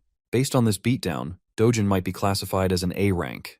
Well, even if that's true, the fight still seems a bit too one-sided. Before things could get any worse, Hyun Juyeon carefully called Dojin to stop for a moment. She's just worried that Kang Cheolwoo might die if the beating goes on for longer. Deciding to listen to her words, he dropped the goblin goon's limp body on the ground and wiped his hands. Seeing as there's clearly some vendetta between the two, Juyeon asked the young man how much he knows about Kang Cheolwoo. Dojin might not know the whole picture, but he knows enough about the bastard to exact vengeance. Hyun Juyeon warned him that this piece of dirt, Kang Cheolwoo, is connected to Kang Youngpyo, an S-rank hero. Well, Dojin already knew that fact, and he didn't see any problems. Juyeon had never met anyone so reckless and insane. This dude doesn't even care about whatever consequences he might face at the hands of an S-ranker. Hyun Ju-yeon elaborated that Kang Youngpyo is very protective of his delinquent cousin. This restaurant incident will surely reach the ears of that powerhouse. When that happens, blood will be spilled. Dojin scoffed at Ju-yeon's worries. He's the last person who would be afraid of some hotshot S-ranker. More than the problems for the future, he's more annoyed at the fact that Ju-yeon knows so much about his life. Now that the Goblin Goon is down, Dojin's enmity has transferred to the nosy S-ranker. Face to face, the feral young man stared her down. Hyun Ju-yeon was not a pushover by any means. She won't cave from a simple, intimidating eye contact. Changing the subject, she apologized for the sudden visit and brought up her agenda. She was just asked by her uncle to come by and talk. After she found out about the bag of Hero's magic crystals he sold off, Ju-yeon wanted to get her hands on the rest. She is willing to buy every piece he has, no matter the price. Dojin warned her that it won't be cheap. He has a lot of precious treasures stockpiled after all. She assured him that the assets of an established S-rank hero are beyond normal people's imagination. Well, it's not like he's opposed to selling his goods. He just has one condition before transacting. It's nothing much, really, just a little favor. At least for someone as renowned as Hyun Ju-yeon, that is. Elsewhere in the city, the sound of expensive alcohol bottles hitting the floor can be heard. Dojin's evil stepmother is crashing out upon learning new information about his allegedly dead stepson. Her people were so sure that the kid died in the rift, yet now she's receiving word about how the Dojin survived like a resilient cockroach. Press F for bald man here. Having a boss like her can't possibly be fun. You can't blame him for the misinformation. Even the Hero Association labeled Dojin dead. Evil stepmother doesn't want to hear excuses. She wants actions instead. To make things worse, they just received news about Kang Cheolwoo's defeat at the hands of Dojin. At this point, it's safe to assume that Seo Dojun already knows who's really responsible for his attempted murder. Hearing that she might be implicated, evil stepmom gulped in terror. She's not afraid of Dojin. She's more concerned about the hassle it will bring when her father or husband finds out about her dealings. She can cover everything up, but if word gets out to the media, the group's stock price will nosedive. So, she ordered her people to intercept the media. If they mess up, T Group and W Group will surely cut all deals and advertisements. First and foremost, the police must also be on their payroll. In that regard, evil stepmom's people have already moved to cover all bases. Knowing that they have a little bit of competence lifted some pressure off her shoulders. Baldy director Lee then whispered that no matter how many cover-up jobs they do, what they are doing is not a fundamental solution to the real problem. On that note, the bald director might have a plan that can put an end to this headache. They just have to make use of Kang Cheolwoo's cousin, the infamous Kang Youngpyo. Even someone like stepmom here knows about the S-ranker. Kang Cheolwoo might be notorious as trash in the world of heroes, but everyone knows how close he is to his powerful cousin. In reality, Kang Cheolwoo is just a pawn doing all sorts of dirty work under his cousin's orders. They are both sick in the head. If Cheolwoo gets pinched by the police and smeared by the media, it won't be a good look for the S-rank hero too. In fact, he's already taken action to deal with this public relations disaster. Evil stepmom made up her mind. She wants to meet with Kang Youngpyo as soon as possible. In addition, that dog, Hwang Chang-seob of HCS Capital, has blatantly allied with the enemy. He's taking care of Dojin's family now. For that, stepmom wants a prosecutor on the phone in a minute. Those who abandon her camp must pay the price in full. The very next day, we follow a group of heroes entering one of the 37 rift zones in Korea. Among those rift zones, 5 zones are being turned into secured gates. The rest can only be raided by heroes affiliated with hero associations with coordinated schedules. Today, Miss Hyun Ju-yeon is leading a team herself. With her S-rank ID, she has practically limitless entries at any gate. Among the diverse crowd of heroes equipped with fancy equipment and weapons stood a young man wearing a beat-up hoodie. Hyun Ju-yeon chose A-rank Jongin-ju's Cleome Guild as a temporary group for the hunt. It's very rare to be a part of an S-rank's hunt, so they are hyped. Ju-yeon reasoned that she simply wanted to do something fun and stretch her muscles a little bit. In reality, she had to set up this whole situation just to give the young man in the back clean entry to the gate. Seo Dojun agreed to sell the rest of his magic crystal stockpile at market price to Ju-yeon if she let him into the restricted rift zone. He just wants to earn more money by hunting in higher level zones. While it's true that rift zones house all sorts of treasures, going into such a difficult one for a certain profit without fear is just insane. Well, she doesn't really care either way. She just needs to get her hands on those hero magic crystals. After a few minutes of traversing a dark tunnel, the group finally came out of the other side to a brightly wooded area. Unable to rear her curiosity, Inju started bugging Ju-yeon about the real identity of the young man shadowing their party. Ju-yeon just introduced Dojin as someone she knows, but no one is buying that half-assed answer. Inju speculated that he might be Queen Ju-yeon's boyfriend. Tired of all the buzzing, She gave Inju a partial truth and confessed that the young man was there because she owed him a favor. It's not every day an S-rank hero owes someone. While the party was lost in their respective conversations, a giant shadow blotted the sun from above. Everybody turned their eyes to the skies and saw the beast. Being an A-rank guild, the Cleome heroes instantly responded by drawing their weapons and getting into their respective positions. The first encounter was none other than the fearsome cockatrice. Like the expert raider that she is, Juyeon took charge and barked clear and concise orders. Jinju and Doyeon are in charge of defense, while Sungho aims for the legs. Before she could finish assigning everyone their roles, a figure blurred as he shot past everyone. With a single impactful leap, he closed the aerial gap between him and the flying beast. Seo Dojun disregarded the long-winded group plans and leaped for a one-on-one with the bird. The Cleome heroes were slack-jawed. They have never seen someone so brazen. Gathering energy in his fist, Dojun prepared for first blood. Prior to his charge, Guildmaster Inju is stressing over her bad luck. They are barely inside the gate, and a troublesome opponent has already shown itself. Before the group could organize and get into position, Dojun had already dropped his bag to the ground. While Juyeon was calling the shots, he was bursting through the air like a speeding bullet. He was an absolute speed demon. In one jump, he neutralized the bird's aerial advantage. Up in the skies, he took control of the field without a problem. His fiery energy was thick and burning. The overgrown chicken did not have the speed or reaction time to block the incoming attack. As a result, it was forced to eat a full-powered punch to the beak. The bird is on the ground, and the human is up in the clouds. It was quite a poetic reversal. Dojun landed in front of the group. He did not even break a single bead of sweat. The cockatrice is on the verge of death, the mark of his fist visible on the side of his face. The Cleome Guild people stood dumbfounded alongside their S-rank carry. They bore witness to the brutality of what happened next. Dojun lifted his leg and started stomping on the bird's head until it was reduced to meat paste. It might seem too much, but killing a cockatrice requires a lot of force. With every stomp and kick, the sound of skull cracking and blood spurting mortified the group. Now Inju is really curious as to who that guy is. In all honesty, Juyeon wasn't really sure herself. All she knows is that Seo Dojun is a really strong human. Well, calling him simply strong is a huge understatement. There are only a select few heroes who can do what Dojun just did. Killing a cockatrice in one blow is no ordinary feat. Juyeon downplayed the achievement by bringing up her sister. That woman belongs to that elite list of outstanding heroes. Still, Inju can't just get over the fact that a hidden powerhouse is among them. She watched the entire sequence and was in awe the whole time. Juyeon took note of the young man's monstrous power and decisiveness, her curiosity deepening. She turned to Inju with an impromptu change of plans. For now, she wants to go to the center with Dojun, leaving the rest of the group on the outskirts. Juyeon carefully approached the young man, expertly carving the cockatrice's corpse for loot. Before she could speak, he preemptively asserted that he wouldn't share loot with people who contributed nothing to the kill. Thankfully, Juyeon is not one to eye a few pieces of magic crystals. She just came over to propose that they go a bit deeper into the gate, head somewhere more challenging and fitting to his current abilities. With a smile, he readily accepted the invitation to hunt and loot more. Juyeon knows the layout of this gate quite well, so she will take the lead. All Dojun has to do is follow closely so he won't get lost. Without warning, she sped off into the distance, her speed causing a sonic boom. Dojun calmly watched as her figure vanished into the horizon. After slinging his bag to his back, he took a running pose, storing energy in his muscles. With an instant first step, he kicked an explosion that almost blew the Cleome Guild heroes away. Inju reckoned that if Juyeon is a bullet, then that man moves like light itself. Left by the two powerhouses, the miscellaneous heroes turned to their guild leader for their new plan. Of course, trying to follow those two ahead is utterly impossible. Today they must accept that they are sidekicks and small fries. Nevertheless, this is still a decent gate with plenty of monsters to hunt around the outskirts. In the outside world, normal people praise them as powerful A-rank heroes. But in front of a real S-ranker, they are not even worth mentioning.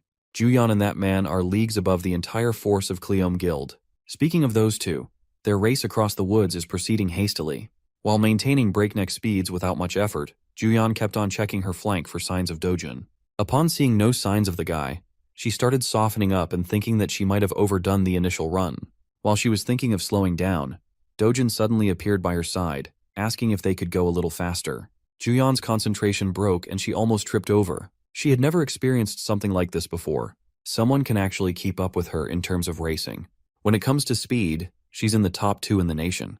But that list might need to be updated, given how Dojun is making her eat dust. A few moments later, he made a stop to tease her for being slower than expected when she was clearly running to flex her speed. While the S-ranker caught her breath, Dojun turned his eyes onto the view on the horizon. In front of them was a massive mountain range touching the heavens. When asked what was hiding inside that rocky range, Juyeon's expression turned solemn. That place is the lair of the thrift's boss monster, the Caesarian.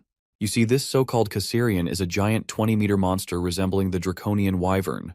Juyeon doesn't even want to entertain the idea of subjugating that beast. You typically need at least 3 combat-oriented S-rank heroes to even stand a chance against such a monster. One thing Dojin knows about Caesarian is that it has a chance to drop the imaginary grade magic crystal, a treasure just below the highest grade possible. Since such an enticing reward is waiting for him, he won't let it slip through his fingers. Obviously, Juyeon is opposed to such a reckless idea.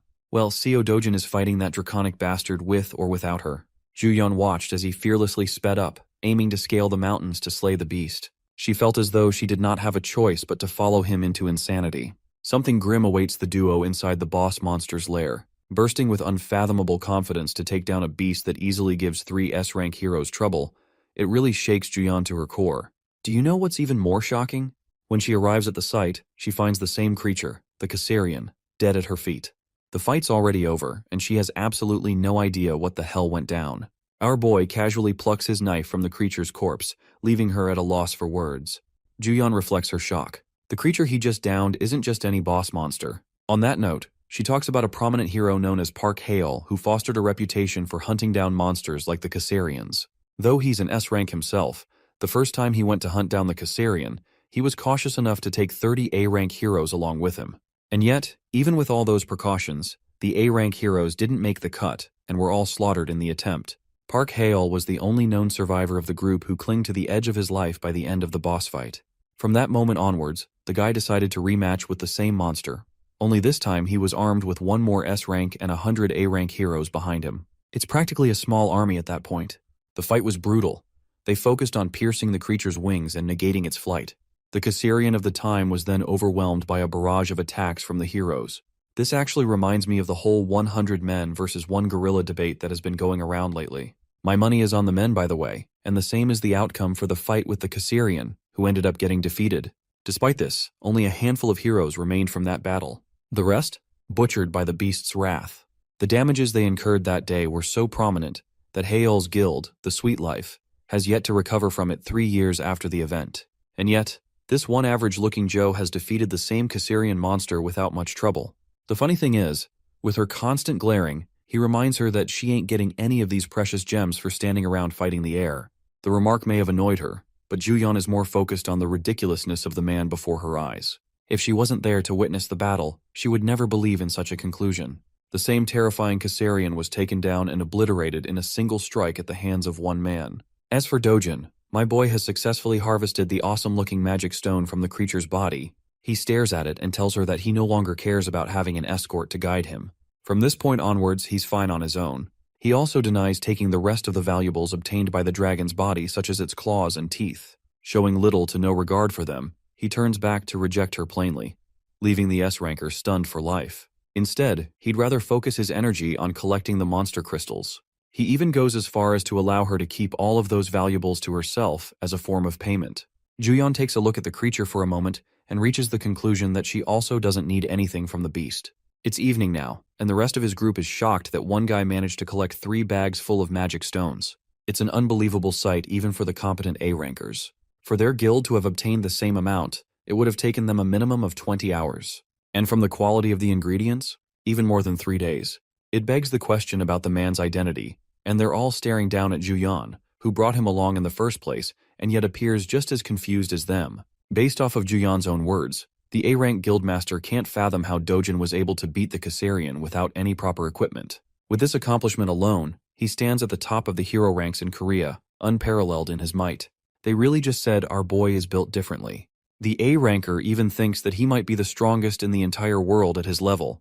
It amazes her. Speaking of the guy, an exhausted Dojin returns with more bags on him. With just 1 day of hunting, he's already collected so much stuff.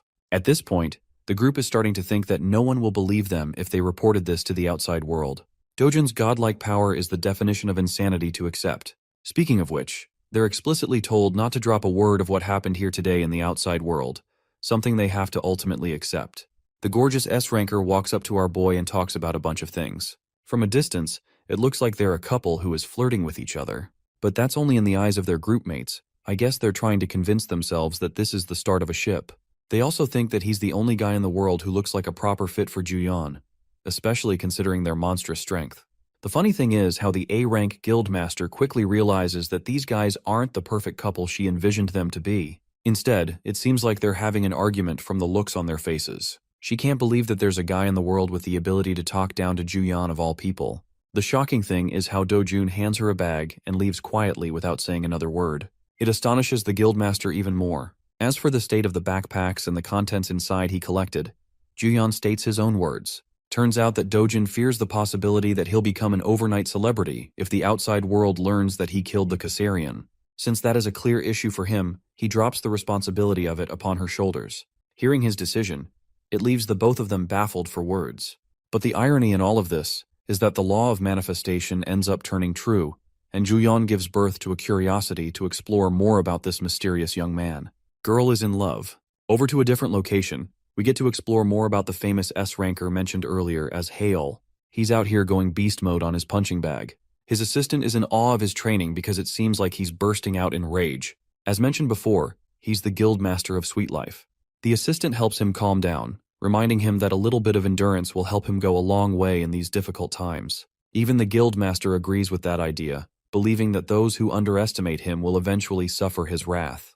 And before long, there will come a time where everyone will be admiring his strength as the most powerful guildmaster. His assistant goes on to bring up Hyol's streak of hunting down Caesarians, which sets him apart from others, even going as far as to say that his name will be etched in the history books as the hero who defeated the Caesarian with the smallest squad.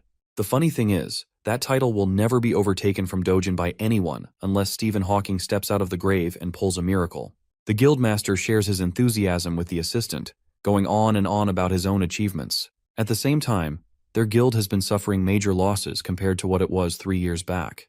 And yet, the only thing that gives him a smile is the knowledge that he's the only one capable of best defeating the Caesarian, a fact seconded by his one-eyed servant. On topic of discussing high-ranking heroes, the scene switches to Kang Youngpyo's office, who is currently reading a report on Dojun's eventful evening with Cheolwoo and how he annihilated Youngpyo's cousin. Even though Cheolwoo's intentions were to lock the guy inside the gate and trap him for good, a plot twist happened, resulting in an awakening. Also, the client that has tasked them to take down Dojun is actually the executive director Hong Hee-ju, who is basically at the top of the wealthiest people in Korea. It doesn't make sense for her to single out a person as her target in front of Youngpyo's eyes. That's until he learns that Dojun is actually her stepson.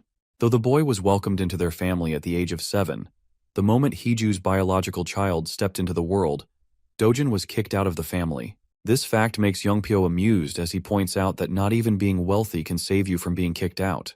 Discussing the payment for the hit, he learns that they're being given 3 billion won for the job, which is tiny in front of him. And then there's the fact that Cheolwoo finds himself at the edge of his own life from his battle against Dojun, suffering numerous burns and bruises. What's even worse is that he completely lost his sight and has become a cripple for life too. It only adds to the ruthlessness of Dojun's measures, to the point even a guy like Youngpyo has to acknowledge his actions. And yet, Youngpyo takes delight in the fact that he would have made sure to chop his limbs off on top of smashing his skull. At first glance, you guys probably were thinking that he's saner than his cousin, but now it's clear why he's even worse. While discussing the scene of their battle, it is brought up that Juyeon was also there and allegedly helped out Dojun in some way. This actually surprises him and he probes for more information about the situation. He doesn't get what's so special about Dojun. Unfortunately, not even his assistant knows anything specific about the meeting between the two as the case was quietly shut down. Pissed the fudge off, Youngpyo grabs his servant and roars at him to do whatever he can to uncover the status of their relationship, suspecting that they may have formed a deal of some kind. The assistant, completely devastated by his reaction, runs away to investigate right at once. Youngpyo is left with a temper tantrum smashing things around, reflecting that Hee-ju's men will come looking for him to fulfill the job that his cousin failed to do. At the same time, he's more than happy to take on the job from her. After all, she's a wealthy woman with Andrew Tate's level of money, so it won't be an issue for the greedy scumbag. And now for the scene with our boy, who is returning home after the raid.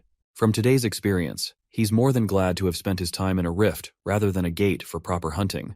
It also complicates things because he might have to form a long relationship with Juyeon to ensure he stays on the low. Recalling their conversation, she straight up told him that people will become wary of her and ask around for the identity of the person who killed the Caesarian. Revealing them means inviting a lot of trouble. So for now, her plan was to store the valuables. And if he does want to become famous, she can happily reveal their existence to the world. In response, Bro chucked the bag to her to keep all the good stuff. It also means he's got to look for another method to go on and enter the rift zones, because relying on Juyan creates trouble for her. Still, tonight's sleep will be a good one as he'll get to rest in a luxurious house that Changseob arranged for him. But as he steps foot inside the house, he is alarmed by the many shoes right outside. This means some unexpected guests have arrived. Entering the room, he sees a bunch of suited men and their boss having a conversation with his loved ones. The guy looks like a more depressed version of Nanami from Jujutsu Kaisen, and he's just staring Dojin down like an eagle. Yoon comes rushing to greet her brother with happiness, while Dojin is baffled by the situation overall. Prosecutor Park Cheolyong makes his identity loud and clear, pointing out the connection between Dojun and Changseob. Because of his relationship with the guy, Dojin is placed in an immediate emergency arrest on behalf of partaking in the money-lending organization that is run by the corrupt CEO of HCS Capital. Letting the situation play out, Seo Dojun peacefully surrendered himself to this alleged emergency arrest connected to Hwang Changseop's loan shark operation. He was promptly handcuffed and detained in a bare interrogation room. From inside the room, he could hear a pompous voice talking on the phone outside. The prosecutor who took him in is assuring someone that both Hwang Changseop and Seo Dojun are behaving like good little boys. Before hanging up, the prosecutor thanked the caller for taking care of his daughter's study arrangements abroad. Then he made the mistake of uttering Director Hong's name within Dojun's superhuman earshot. Walking up to his silent detainee, the prosecutor yapped about the reason he became a man of the law. He claimed that since he was little, he had always wanted to isolate society's trash from the decent and law-abiding citizens. Plopping a thick packet of paperwork on the table, the scummy prosecutor made a show of just how much dirt he had on Seo Dojun. He alleged that the charges listed through their preliminary investigation would be enough to put the young man behind bars for at least a decade. In addition, they have already gathered more than enough statements from Hwang Changseop to nail everyone in the operation. Seo Dojun did not even bother to give a reaction to these thinly veiled threats. Since he didn't get the reaction he was hoping for, Mr. Prosecutor resorted to cursing him out. Getting straight to the root of the problem, Dojun callously asked if that bitch, Hong Heeju, is behind this weak legality stunt. The prosecutor was visibly shaken, but he vehemently denied such accusations, going as far as to say that he had never heard of that name. Dojun estimated that these crooked bastards must have already worked on Hwang Changseop's side. Dojun quietly came along to avoid trouble, but things might get a lot worse at this rate. Refusing to get intimidated by Dojun's aura, the prosecutor bragged that people in his line of work are not pushovers. In response, the young man leaked a little bit of killing intent to shut his goofy ass up. The prosecutor nearly shat his pants right then and there. He felt that piercing gaze at a primitive level, a direct threat to his existence. Ashamed that he was frightened by a handcuffed perp, the prosecutor wanted to man up and slap the shit out of the detainee. Before he could commit the last stupid act of his life, some intern interrupted, asking him to step outside the interrogation room for a moment. They just received word of some wild discrepancy on their file for Seo Dojun. The building's hero detector evaluated the young man as an ordinary person. Even after double-checking, the results remained the same. Based on the incidents Seo Dojun had been involved in recently, how does that even make sense? Maybe they were incorrect about labeling the boy as an awakener in the first place. The prosecutor got all his information from Hong Heeju's T group, so the intel is supposedly reliable. Right now, Dojun is an indecipherable puzzle. How could they charge someone deemed a normal civilian with incidents that involve superhumans? Inwardly, Dojun is mocking the prosecutor for being such an incompetent dog. If he really wanted, he could just break away from these flimsy cuffs and smash the whole place into bits. As for the fallout, he could always just take Grandma and Yoon somewhere safer. Maybe overseas. Before he could resort to the most brutish solution,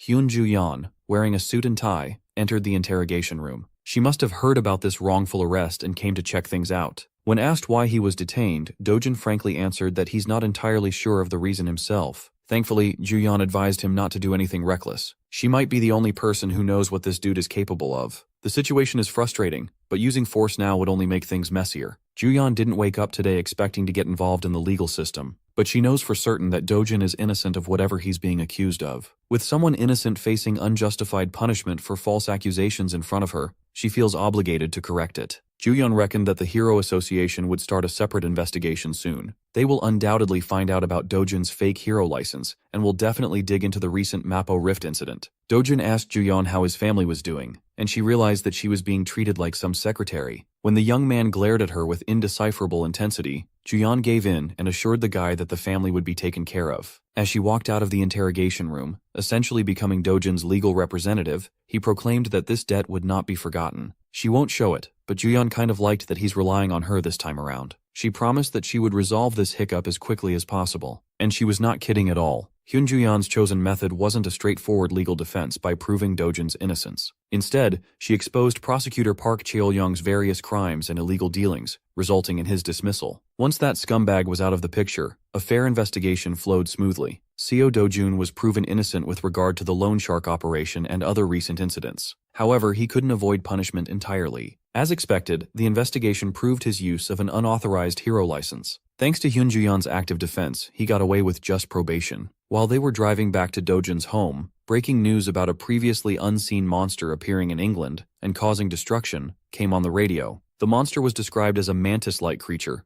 1.5 meters tall, with compound eyes and terrifying jumping power. Based on the description, Dojin identified the creature as a Macassian. Hyunjuyeon nearly crashed the car upon hearing him utter the name. Information about newly discovered monsters is heavily guarded by the association. She only knows what a Macassian is because of his stature as an S-rank hero. You see, monsters are not given arbitrary names by some random bozo. Upon death, they drop magic stones that not only contain condensed energy, but also unique information. By analyzing this encoded data, it's possible to learn a lot about a monster, including its real name. On present-day Earth, they use science and technology for analysis. On the other hand, magic was used in the destroyed world. In other words, Dojin is incredibly familiar with monsters that appear in both worlds. He knows their names and everything there is to know about them. He randomly blurted that Macassians can be easily handled using fluid from the red flower ant. The fluid is harmless to humans but acts as an extremely potent paralytic toxin to Macassians. Spray those bugs and they'll stop rampaging. Hyunjuyeon got serious for a moment. His every move and word just add to the mystique. Who exactly is Seo Dojin?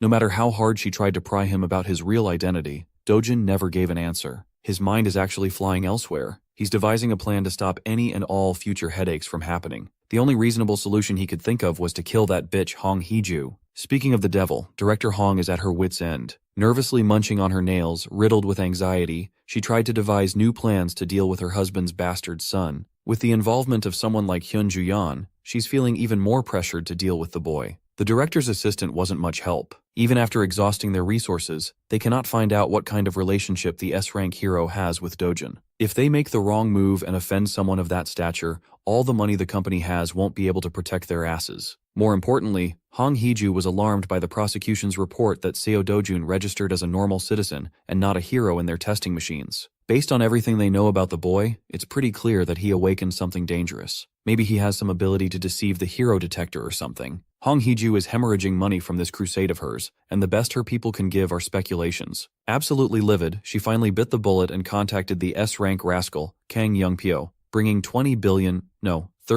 won to the table to end this Dojin problem once and for all. Upon receiving the call, the rascal greedily demanded double the pay to deal with this little problem. Even his underlings found it a little too unreasonable to demand 60 billion for a simple job. He might be a low-life rascal, but Kang Young-pyo is also a shrewd bastard. He could tell that Hong Hee-ju had no more options. There are no alternative answers left. Besides, her company generates so much revenue that 60 billion won wouldn't even be noticed if it were missing from the coffers. Furthermore, Hyunjuyeon is now part of the equation. Since Kang Young-pyo is taking on the risk of fighting another S-rank, doubling the initial offer becomes a bit more reasonable. The underling concurred that Hyunjuyeon is a dangerous opponent indeed. Hearing his employee give praise to another S-ranker offended Kang Young-pyo's fragile ego. He cursed the underling out for doubting his fighting prowess against someone like Juyeon. He claimed that he can end that bitch in about 20 minutes. Of course, the underling had to assuage the boss in fear for his life. With a disturbing smile, Young-pyo changed the subject to his transaction with the Hero Association. He's also negotiating a deal before flying to the United Kingdom as one of South Korea's representatives to help with the bug problem. Unfortunately for Young-pyo, the association is tightening its wallet. Furthermore, those wily bastards already announced the selection process for Hero Dispatch to the public. They're practically making it hard for the S-rankers to refuse being deployed. Young-pyo might be a thug, but he sees the association as a group worse than thugs. The operation will take place in 3 days. South Korea will be sending its best and brightest together with Japanese heroes. At least Young-pyo can meet up with someone named Takashi. Right now, Macassian's weakness hasn't been discovered yet.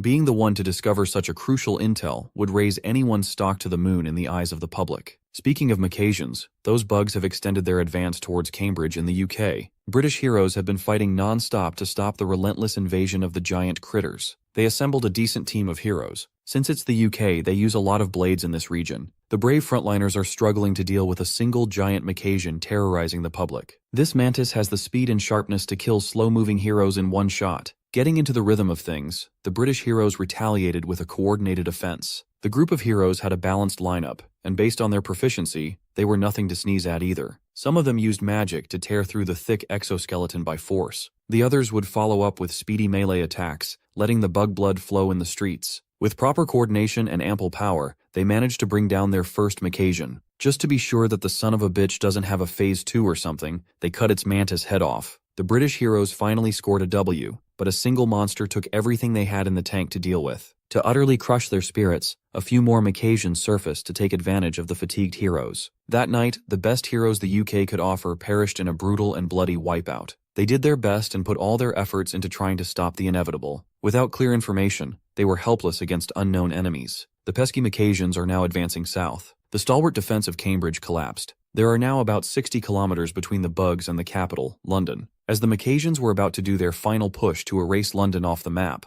something luminous rained down from above. When the fluid made contact with the bugs, they collectively seized and felt burning agony. After a few seconds of trying to resist the effects, the Macasians fell one by one. The paralytic flowed into their systems, making all their terrifying weapons useless in the face of biological warfare. Up in the air, the source of the rain revealed itself, a chopper closely following the army of mantises from a safe distance. Aboard the chopper were the heroes of South Korea and Japan for the joint cavalry. Every single one of them was surprised that such a simple solution proposed by Hyun Ju-yeon worked. The red flower ant sap is working better than great. The Macasians cannot endure. They practically turned into useless empty husks. Standing beside Ju-yeon was Kang Yongpyo. In his eyes, there is no way that this woman miraculously guessed and hit the jackpot. Waking everyone up from their reverie, Hyun Ju-yeon took charge and ordered everyone to skydive and finish the job. With newfound respect and awe for Korea's premier S-rank hero, the cavalry swan dived towards British soil to prevent a cataclysmic incident. A few days after that joint operation, the entire world was made aware of what went down in the UK and who the undisputed MVP was. Back in Korea, the media and fans filled the airport, and everyone was eager to get a glimpse of the country's pride. The reporters and their teams are all salivating to get an exclusive scoop about Hyun Ju-yeon,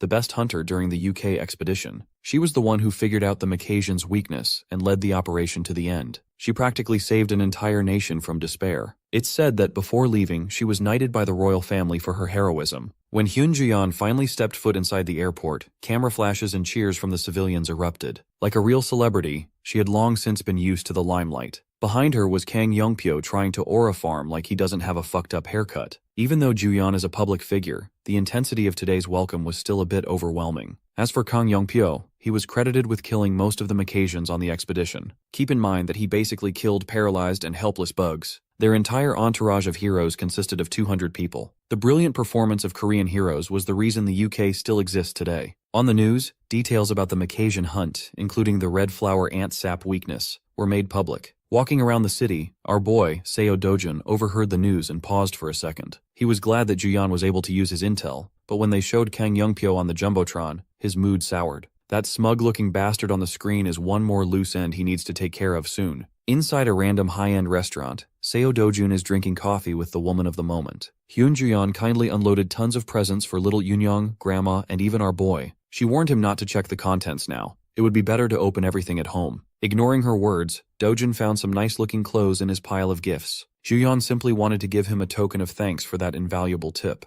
Thanks to Dojun's throwaway intel, she became the hottest hero in the world. Compared to the benefits she received, some nice clothes are practically nothing. So, she promised to buy Dojun a car or anything else whenever he wanted. Bro got a sugar mommy premium? She already knows that Dojun won't cough up how he knew about the weakness of Macasians, but she still asked. As expected, that man is impossible to pry into. Changing the subject, Ju-yeon asked him about his future plans. He's not the type to preach world peace or anything haughty, but if he sets his sights on Hong Hee-ju and Kang Yongpyo, things will get messy. Much to Ju-yeon's surprise, Dojun's only immediate plan right now is to buy a new house. The safe house his family is staying at right now is a rental after all. While the current star hero and the previous sword god were reconnecting, the other hero who stood out in the UK expedition was living it up. Kang Yongpyo enjoyed his welcome pool party with hoes as far as the eye could see. Surrounded by the huz, this rascal cannot take his mind off one specific girl, Hyun Ju-yeon. He knows that the girl wasn't as formidable before. She's changed somehow. He found it sus that she's hiding how she found out the weakness of those bugs. On their flight back to Korea, Yongpyo also tried to rile her up and pry some information about Seo Dojun.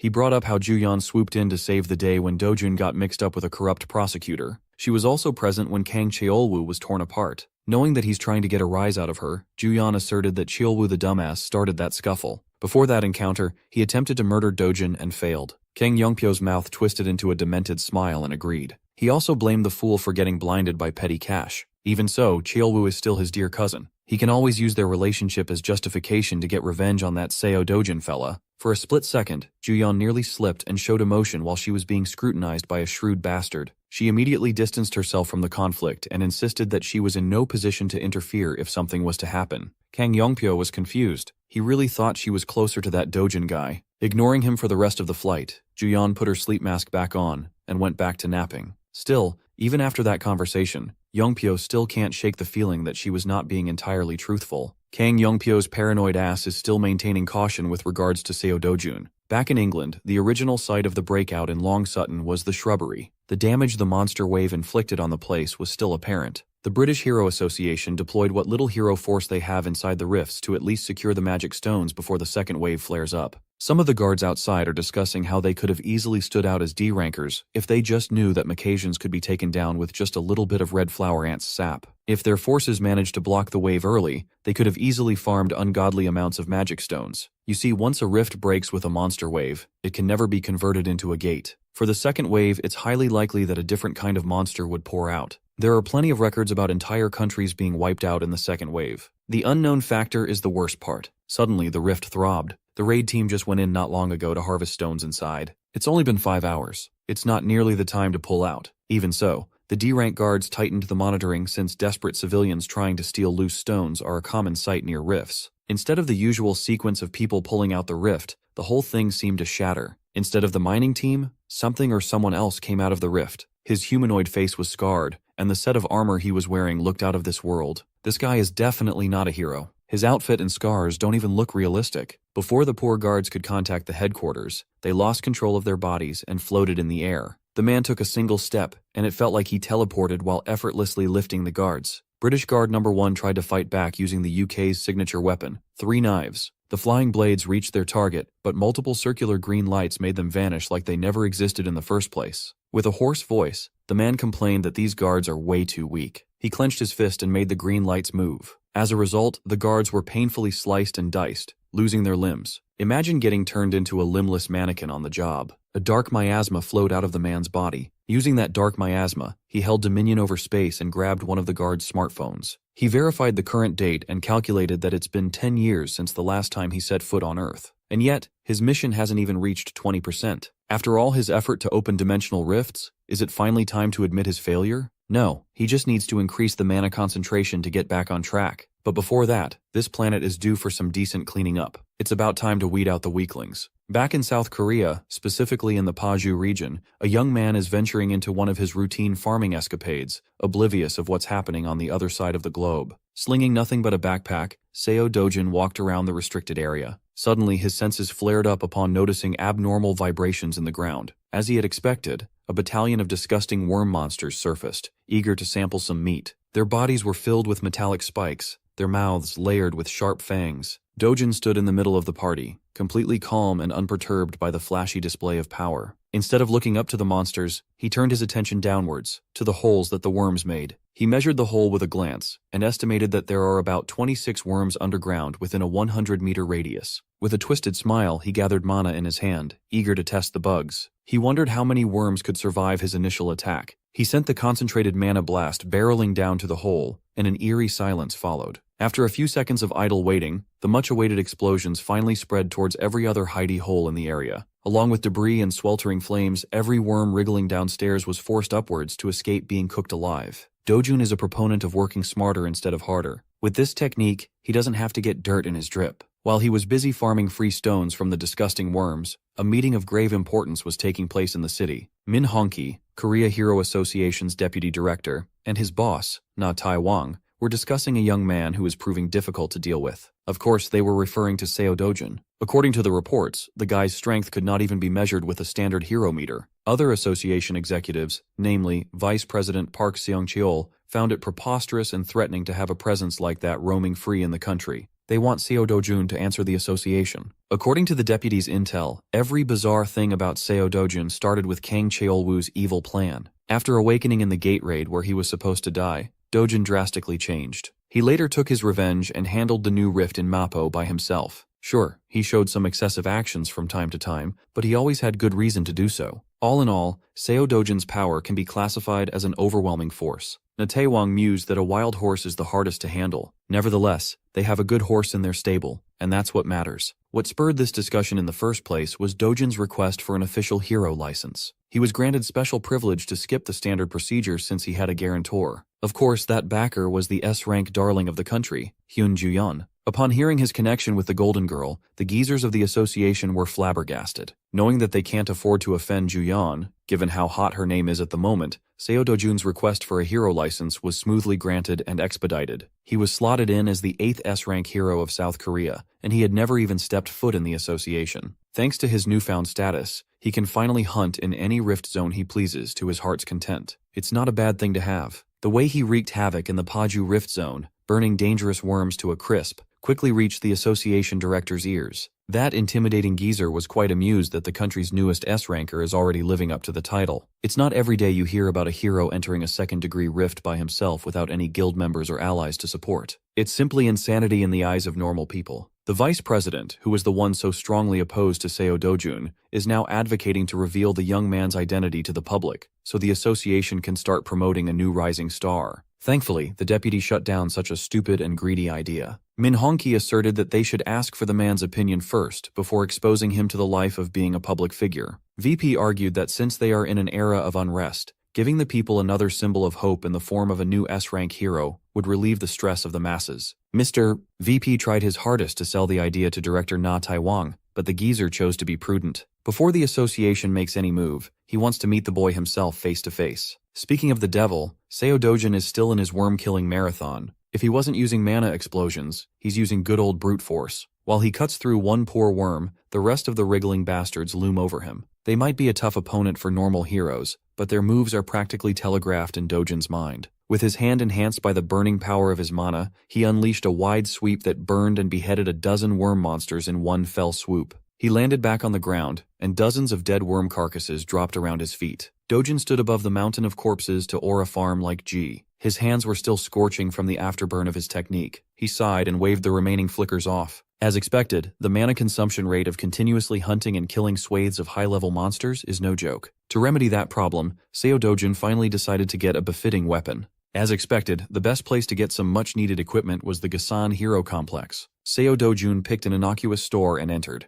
Inside, a bruised-up dude was manning the counter, playing on his phone to stave off boredom. The welcome bell rang, and he didn't even look at who had just arrived as he asked if the customer had a reservation. Seo Dojun ignored the bum's question and dumped his backpack on the counter, demanding to craft a weapon using the materials inside. Annoyed, the bum asserted that they don't service people without a reservation. Dojun had already been rejected by every other shop on the strip, citing that they're all fully booked. This was the only shop that answered his phone call. Still, the bum outrightly refused to entertain Dojun. He's just infuriated that he has to take his eyes off his phone. With patience running dangerously thin, Dojun grabbed the bum by the collar. Ignoring the threats and curses, he asked the little shit about who the shop's owner was. The bum proudly declared that his father owns the business. If that's the case, he'd better call daddy as soon as possible. Seo Dojun came here specifically because of a trusty recommendation. The bum was released. He scoffed, but cowardly retreated to another room and called his father. An old man wearing a modified welding mask came out from the workshop to see what the fuss was about. His name is Choi Cheolguan, master craftsman of hero armaments. Dojun shared that he came here under Hyun Ju-yeon's recommendation. Of course, both father and son knew that name. Hell, the whole country knows that name.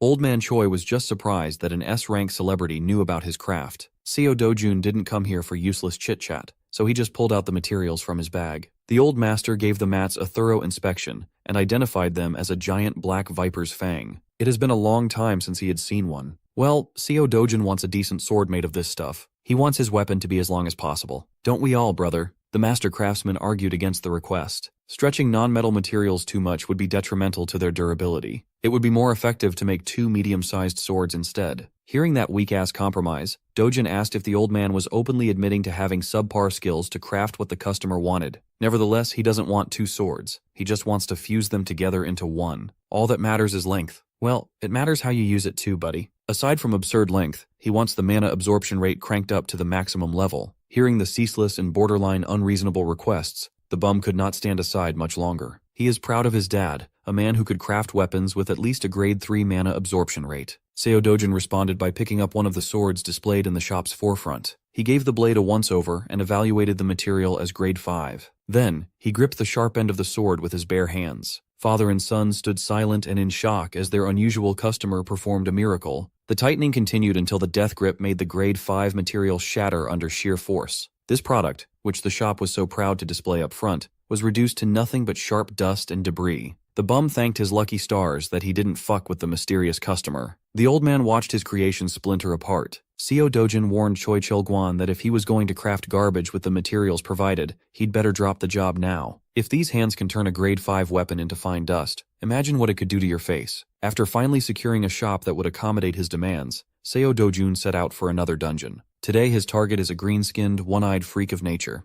With his sharp senses, the Cyclops screeched as he felt a hostile presence nearby. While other hunters go for maximum style points with their gear, Seo Dojin solo hunts in his jeans and hoodie. Since he doesn't have a proper weapon yet, these hands will do for now. The Cyclops didn't let him get a free hit in. It tried to stomp him out right from the get-go. When the initial attack missed, the one-eyed bastard fell into a panic. Dojin leaped up into the air, compensating for the difference in size. His sword hand moved as quickly as lightning as it chopped off some juicy shoulder Cyclops meat. The pain made the beast screech in a higher and more annoying pitch. Desperate to hit back, it used its monstrous strength and gargantuan size to uproot a whole ass tree. He waved it around like a madman, desperate to swat the hooded monster out. Unfortunately for the Cyclops, such aimless tactics won't work against this man. He braced for impact, and 2 more deep and gnarly wounds appeared on either of his shoulders. It was a bloodbath. Normally, this would be the end of the hunt if Dojin were facing any other monsters, but Cyclops are a special bunch. They have such powerful regenerative abilities that they could tank and scoff at fatal wounds. Dojin had already taken this overpowered ability into account earlier.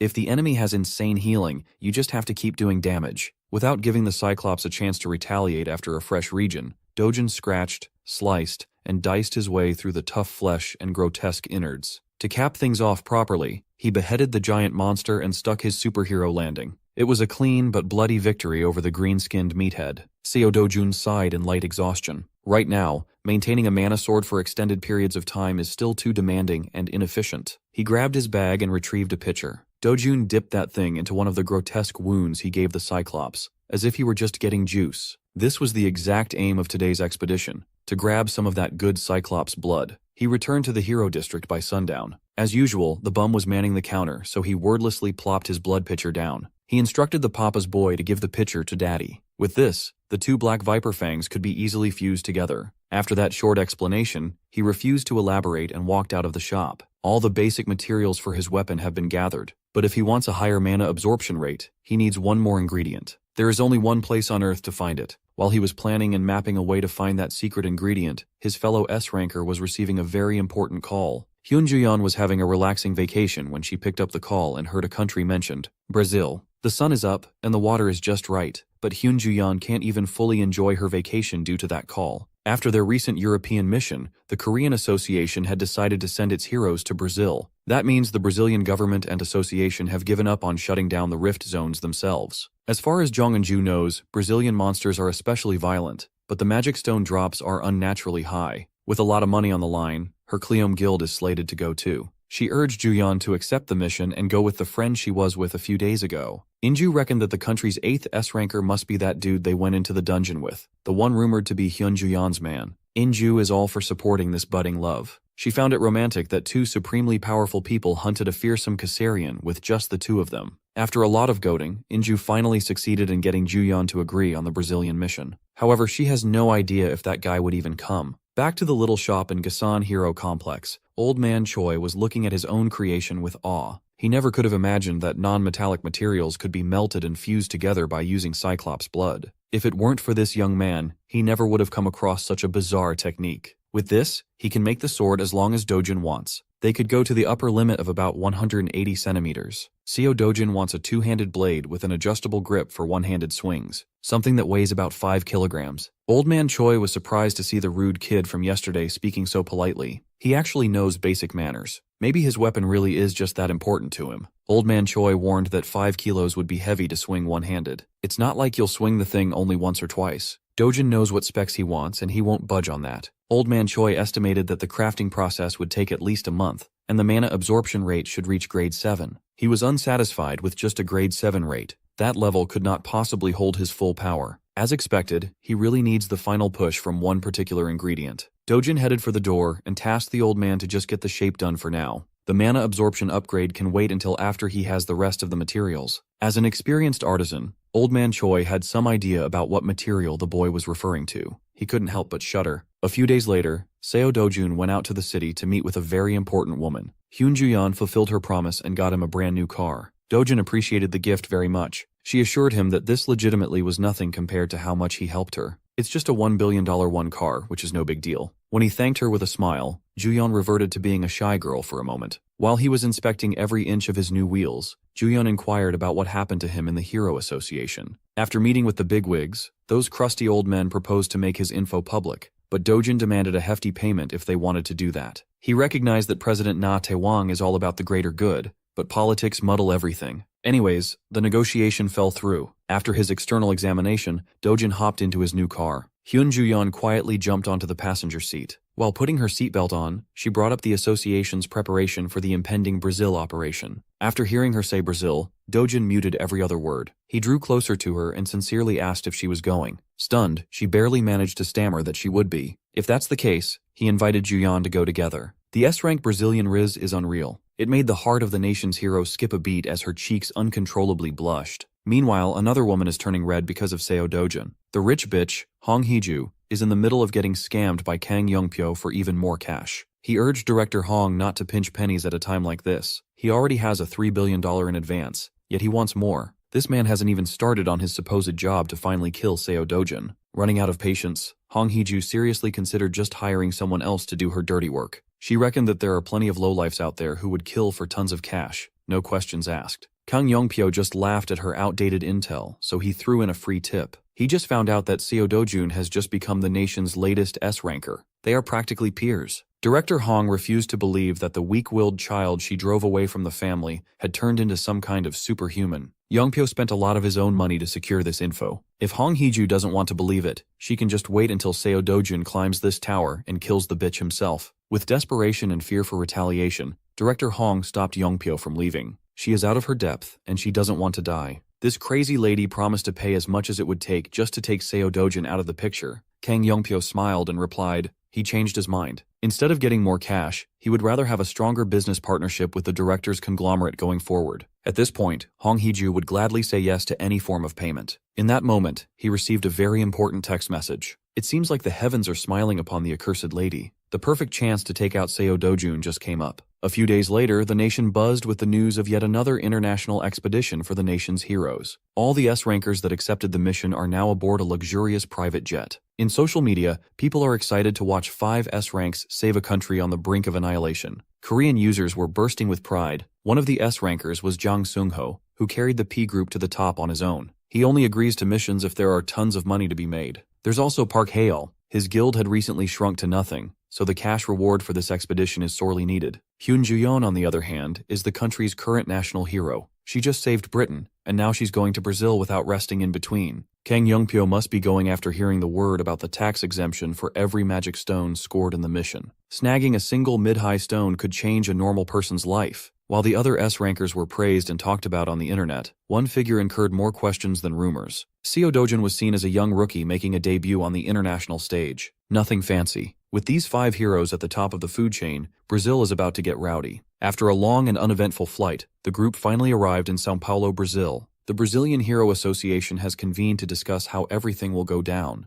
They are eager to welcome the renowned Korean expedition team. They are the fastest responders out of all the countries from which they have requested help. A few of the S-rankers didn't even check into their hotel and just jumped straight to action. Still, the bigwigs are worried that the Koreans might figure out something they've been trying to suppress. There is no such thing as an everlasting secret, so they just have to make sure that everything is under strict control until the collaboration is over. Brazil's national treasure hero, Moraes, has been defeated by some unknown entity. It was a gruesome way to go. He wasn't done in by a monster. His black box definitely caught the shape of a human killer. No one knows what exactly happened near the Santarem rift. Right now, the Korean team is receiving the necessary briefing about the plan of action. While everyone was listening intently, Hyun Ju-yeon was busy texting and looking for Seo Do-jun. As it turns out, he stayed on the plane and got on a connecting flight to a further destination. He's going straight for the Santarem rift. Ju-yeon couldn't help but worry. She just learned that this man is going to the most troublesome rift by himself. Supposedly, the team will go on a 2-day local adaptation period and will be assigned to the rift zones they applied to be deployed on. After the briefing, Ju-yeon didn't stay for long and got into a taxicab.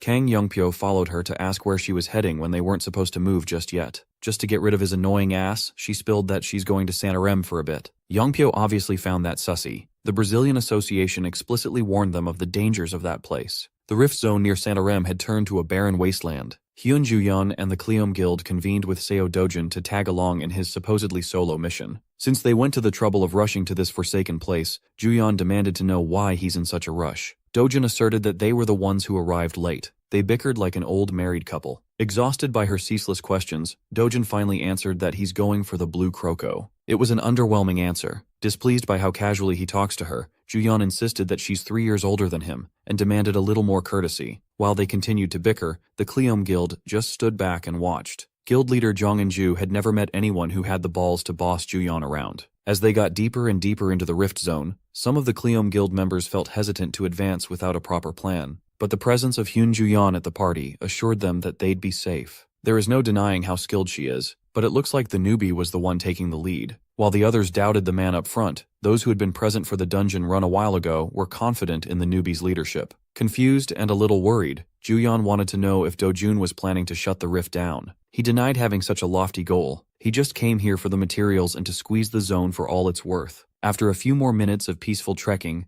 they finally came across the claws of the first obstacle. The Kleom Guild is filled with talented A-rankers, so they skillfully played their respective roles. They had a clear hierarchy and concise shot calling to deal with unexpected enemies. Even so, the blue crocos, barring their advance, were more monstrous in person than in the photos. All they could do was defend, and it's getting a little too dangerous. With the group halted, Seo Do-jun finally made a move, drew his blade, and commanded the A-rankers to get out of the way. While everyone's attention was on him, this dude did not miss his chance to aura farm. Old Man Choi knew that he was going after the blue croco's heart, so he lent Do-jun a prized sword temporarily. He affixed his sights on the target ahead and sped off like a cannonball. With one clean sequence, he turned the pesky blue crocos into sliced meat. He moved so fast and decisively that he activated the classic anime/effect. Do-jun was already meters away from the beasts when they fell. Those who wholeheartedly believed in the newbie from the start were vindicated, and those who doubted him in the lead were shocked beyond words. That boy is just insanely strong. After that first hiccup, the journey to the rift zone proceeded without much trouble. The sun had set, and the party had set up camp.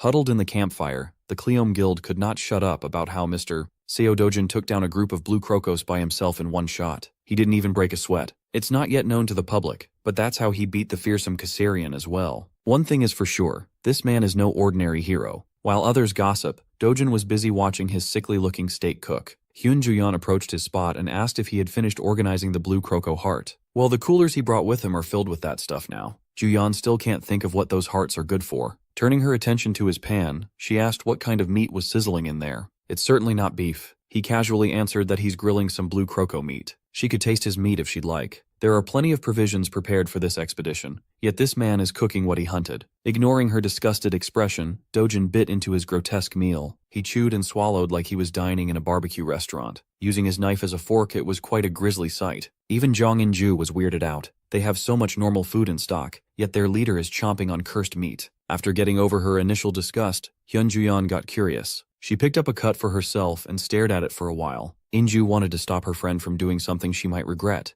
but Ju-yeon trusts in Do-jun's taste. As the piece of blue meat approaches her mouth, In-ju could do nothing but watch in horror. Ju-yeon gently bit on the rancid-looking meat. After swallowing a little baby bite, she was pleasantly surprised by its delicious taste. And so, two people in the camp wordlessly enjoyed a bizarre meal. Curious, Jong In-ju whispered and asked Mr. Seo Do-jun about his secret. How could a relatively unknown person charm someone like Miss Ju-yeon? Sure, she's inexperienced and has never had a boyfriend, but she's not the type to easily give her heart to a man. So, what did Do-jun do to charm and romance Korea's national treasure into trying his meat? Hearing the mention of romance made him recall his time in the Imperial Academy. It was a long time ago, before he even turned 20. With regards to romance, there was Miss Maisel Grain of the Grain Count family. There was also the youngest of the Lesulian family, Luenda Lesulian, and of course his last sanctuary in the destroyed world, the valiant knight, Veronica. He got way into reminiscing about the past and was brought back by Inju's whispered shouting. As for his secret, he answered that Juyeon is the moth to his flame.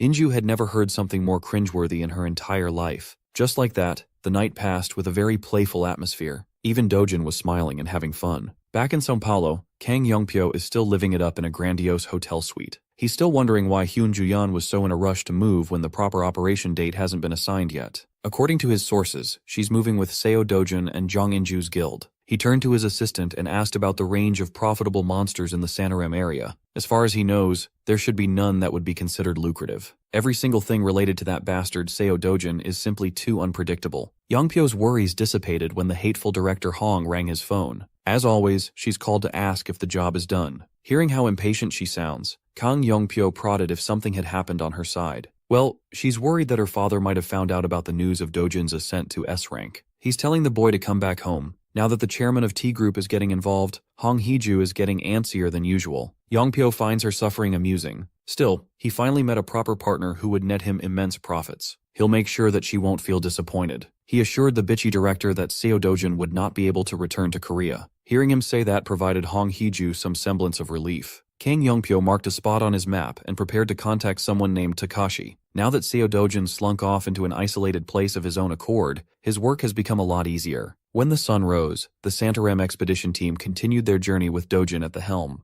Hyun Juyeon held the map as the navigator and warned Dojin about going towards the jungle because of the monsters. Chief among those that warrant worrying is the lynx. Of course, Dojin knows everything there is to know about the lynx. Instead of staying clear of the thick jungle, Seo Dojun immediately headed onto the most dangerous path there is. Juyeon knows that there is no stopping this guy when he sets his eyes on the prize, but she compelled him to at least put some earplugs on. Thankfully, she has prepared some in advance. Earplugs are required when fighting a lynx. Its cries have a bewitching effect that can paralyze the mind. Dojin was aware of that, but he refused to take the plugs. Juyeon did not easily give up trying to convince him to put the earplugs on. The intel and warning came from the Brazilian treasure hero, after all. Ignoring her pleas, Seo Dojun wordlessly and casually traversed the heavy thicket of Santarem jungle. Leaving them with no other choice, Hyun Juyeon and the Kleom Guild were dragged into this treacherous detour. After a whole day of non-stop trekking, they finally reached the monster's lair. Under the bright moonlight, the lynx stared them down like a predator eyeing its prey. It looked like a deranged overgrown cat.